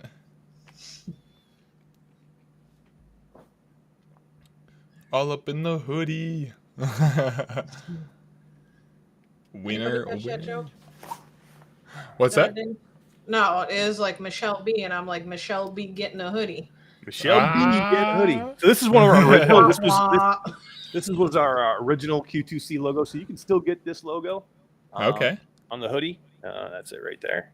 And it doesn't show too well with the green screen, but you can get one that we have them now. That'll just have the Q2C VR Gamer on it, or just say VR Gamer if you don't want the Q2C. You can choose. There's about 4 different logos you guys can choose from, but they're good. It's really good stuff. This one happens to be a champion one, but we've got some other ones too that you can choose from. But yeah, for this, Michelle B, you can pick what you want. Just go to the Etsy store, take a look, give me a size, give me a color, give me your address, hit me up on Messenger, or you can hit me up at my email at mashdaddycool@gmail.com. Congratulations. Oh my God, what else do we got? We got this last thing. Let's Amazing. go. The M1 Pro, guys, with the battery. Really cool. Love this thing. Bobo's great. Let's give it away. Everybody's excited for this one. All right, here we go. Oh, Todd said close the wheel so we can see the hoodie. But yeah, I'll do that after we're done here. It was too small because we're on small screens. Small screens. Wheel needs a Pimax AKX upgrade. I know, right? I know. Was it Chatty? Chatty got it. Congratulations, Chatty. Let's go. Love seeing so many new winners, man. Heck yeah. So good. Congrats, Chatty. Heck Yeah, yeah. congrats. That is going to be the Bobo for Chatty. Good stuff. Good stuff. Oh yeah. Good job with the wheel, D. That wasn't easy, man. No, seriously, like you cut me out, before the show like 10 minutes, and then it took me that time plus another 25 into the show to even catch up. Man, this wheel was packed, right? crazy tonight. Yeah. Come on, good, I'm sure the wheel's packed normally. Come on. We usually, we definitely got some more tonight because there was a lot of people here to see you because you're amazing. We got a few more people in here for sure, and I want to say thank you for coming, man. You're really cool, man. Like I said, I kind of hit you at short notice, and you're like, hell yeah, man, I want to come on and talk. So Always. it's really cool. Thank you, D, for taking care of the wheel as always, and guys, thank you for hanging out with us for I don't know how long are we here now, 2 hours and 46 minutes. Holy crap. We just can't do a quick show, man. We just can't. But there wasn't enough time. I mean, like I said, there's a whole nother. I could talk to Daniel for another show, and I could definitely talk to Z for another show. So let's do this again, in the future soon. And dude, you need to see if you can go to GDC, man. I'm gonna have to take a look. I'm gonna have to see if I can. Yeah, I'm gonna have for to sure. see if I can. Because it would be so much fun, and we could do some lives from there. That's what I'm planning to do, is do some live hits from there, and it'll be a lot of fun. We can get Alex and Skiva, and who we can get some other people to go. Man, it'll be such a good time. We all have a good time together, which is the main thing. And you can see that from tonight. It's easy to talk to you, man. You're a good dude, and please, everybody, go see Zstormgames at Twitch and at YouTube, and subscribe and support. Let's support everybody, and you'll see me in the chat. You'll see D in the chat, And I got cool Beat Saber items. I got. What? Come follow me. Come. Oh, that's follow me. Mash's favorite game. oh, I love Beat Saber. Yeah, I know. I did. I did a Beat Saber at anime conventions. I do Beat Saber cosplay. Sometimes I dress up in a black skin suit and run around with lightsabers and this box head. Oh my God, that's hysterical! I want to see that for sure. Bring that to GDC. I want to do that. run around as a Beat Saber cosplay. That's my biggest nightmare. Is I wake up and there's somebody dressed like in a Beat Saber costume. I would freak out. Beat Saber me and Beat Saber have a bad relationship. We'll just you broke a bunch of things, didn't you? This game, the whole game broke me. The whole game broke me. All right, guys, too funny. So what we got coming up. We have come see us. We're gonna stream Saturday night. We're gonna stream some After the Fall. Me and D and whoever else wants to join us. We'll put a 4-man team together. We're gonna have a ball. Hopefully, there's some downloadable content soon for After the Fall. But we're gonna get in there. We're gonna shoot some snowies. What, Z, you want to come and play with us? Want me to run you all through some nightmare runs? Oh hell yeah! We've been doing a couple, man. We're just getting going. It'd be an honor to play with you, man. I love your After the Fall streams, man. I'm sure people have caught up to starting to do all the nightmare stuff. it's getting there. Everybody's starting to get into it now, which is good, man. The progression is good. So yeah, come see that stream on Sunday. Go to Virtual Strangers for Roots and West for their show, and then on Wednesday night, come see me, Roots and West for Strangers in the Night, and then definitely go see Z and hang out because he's got lots of stuff coming, man. I can't wait. More Zenith stuff coming too, right? Yeah. No, there's a full cooking guide coming to teach everybody how to cook properly and the best way to find like ingredients and stuff like that. So that's gonna be a pretty big one. But there might be a Zenith song coming, a song and music video. What? Really?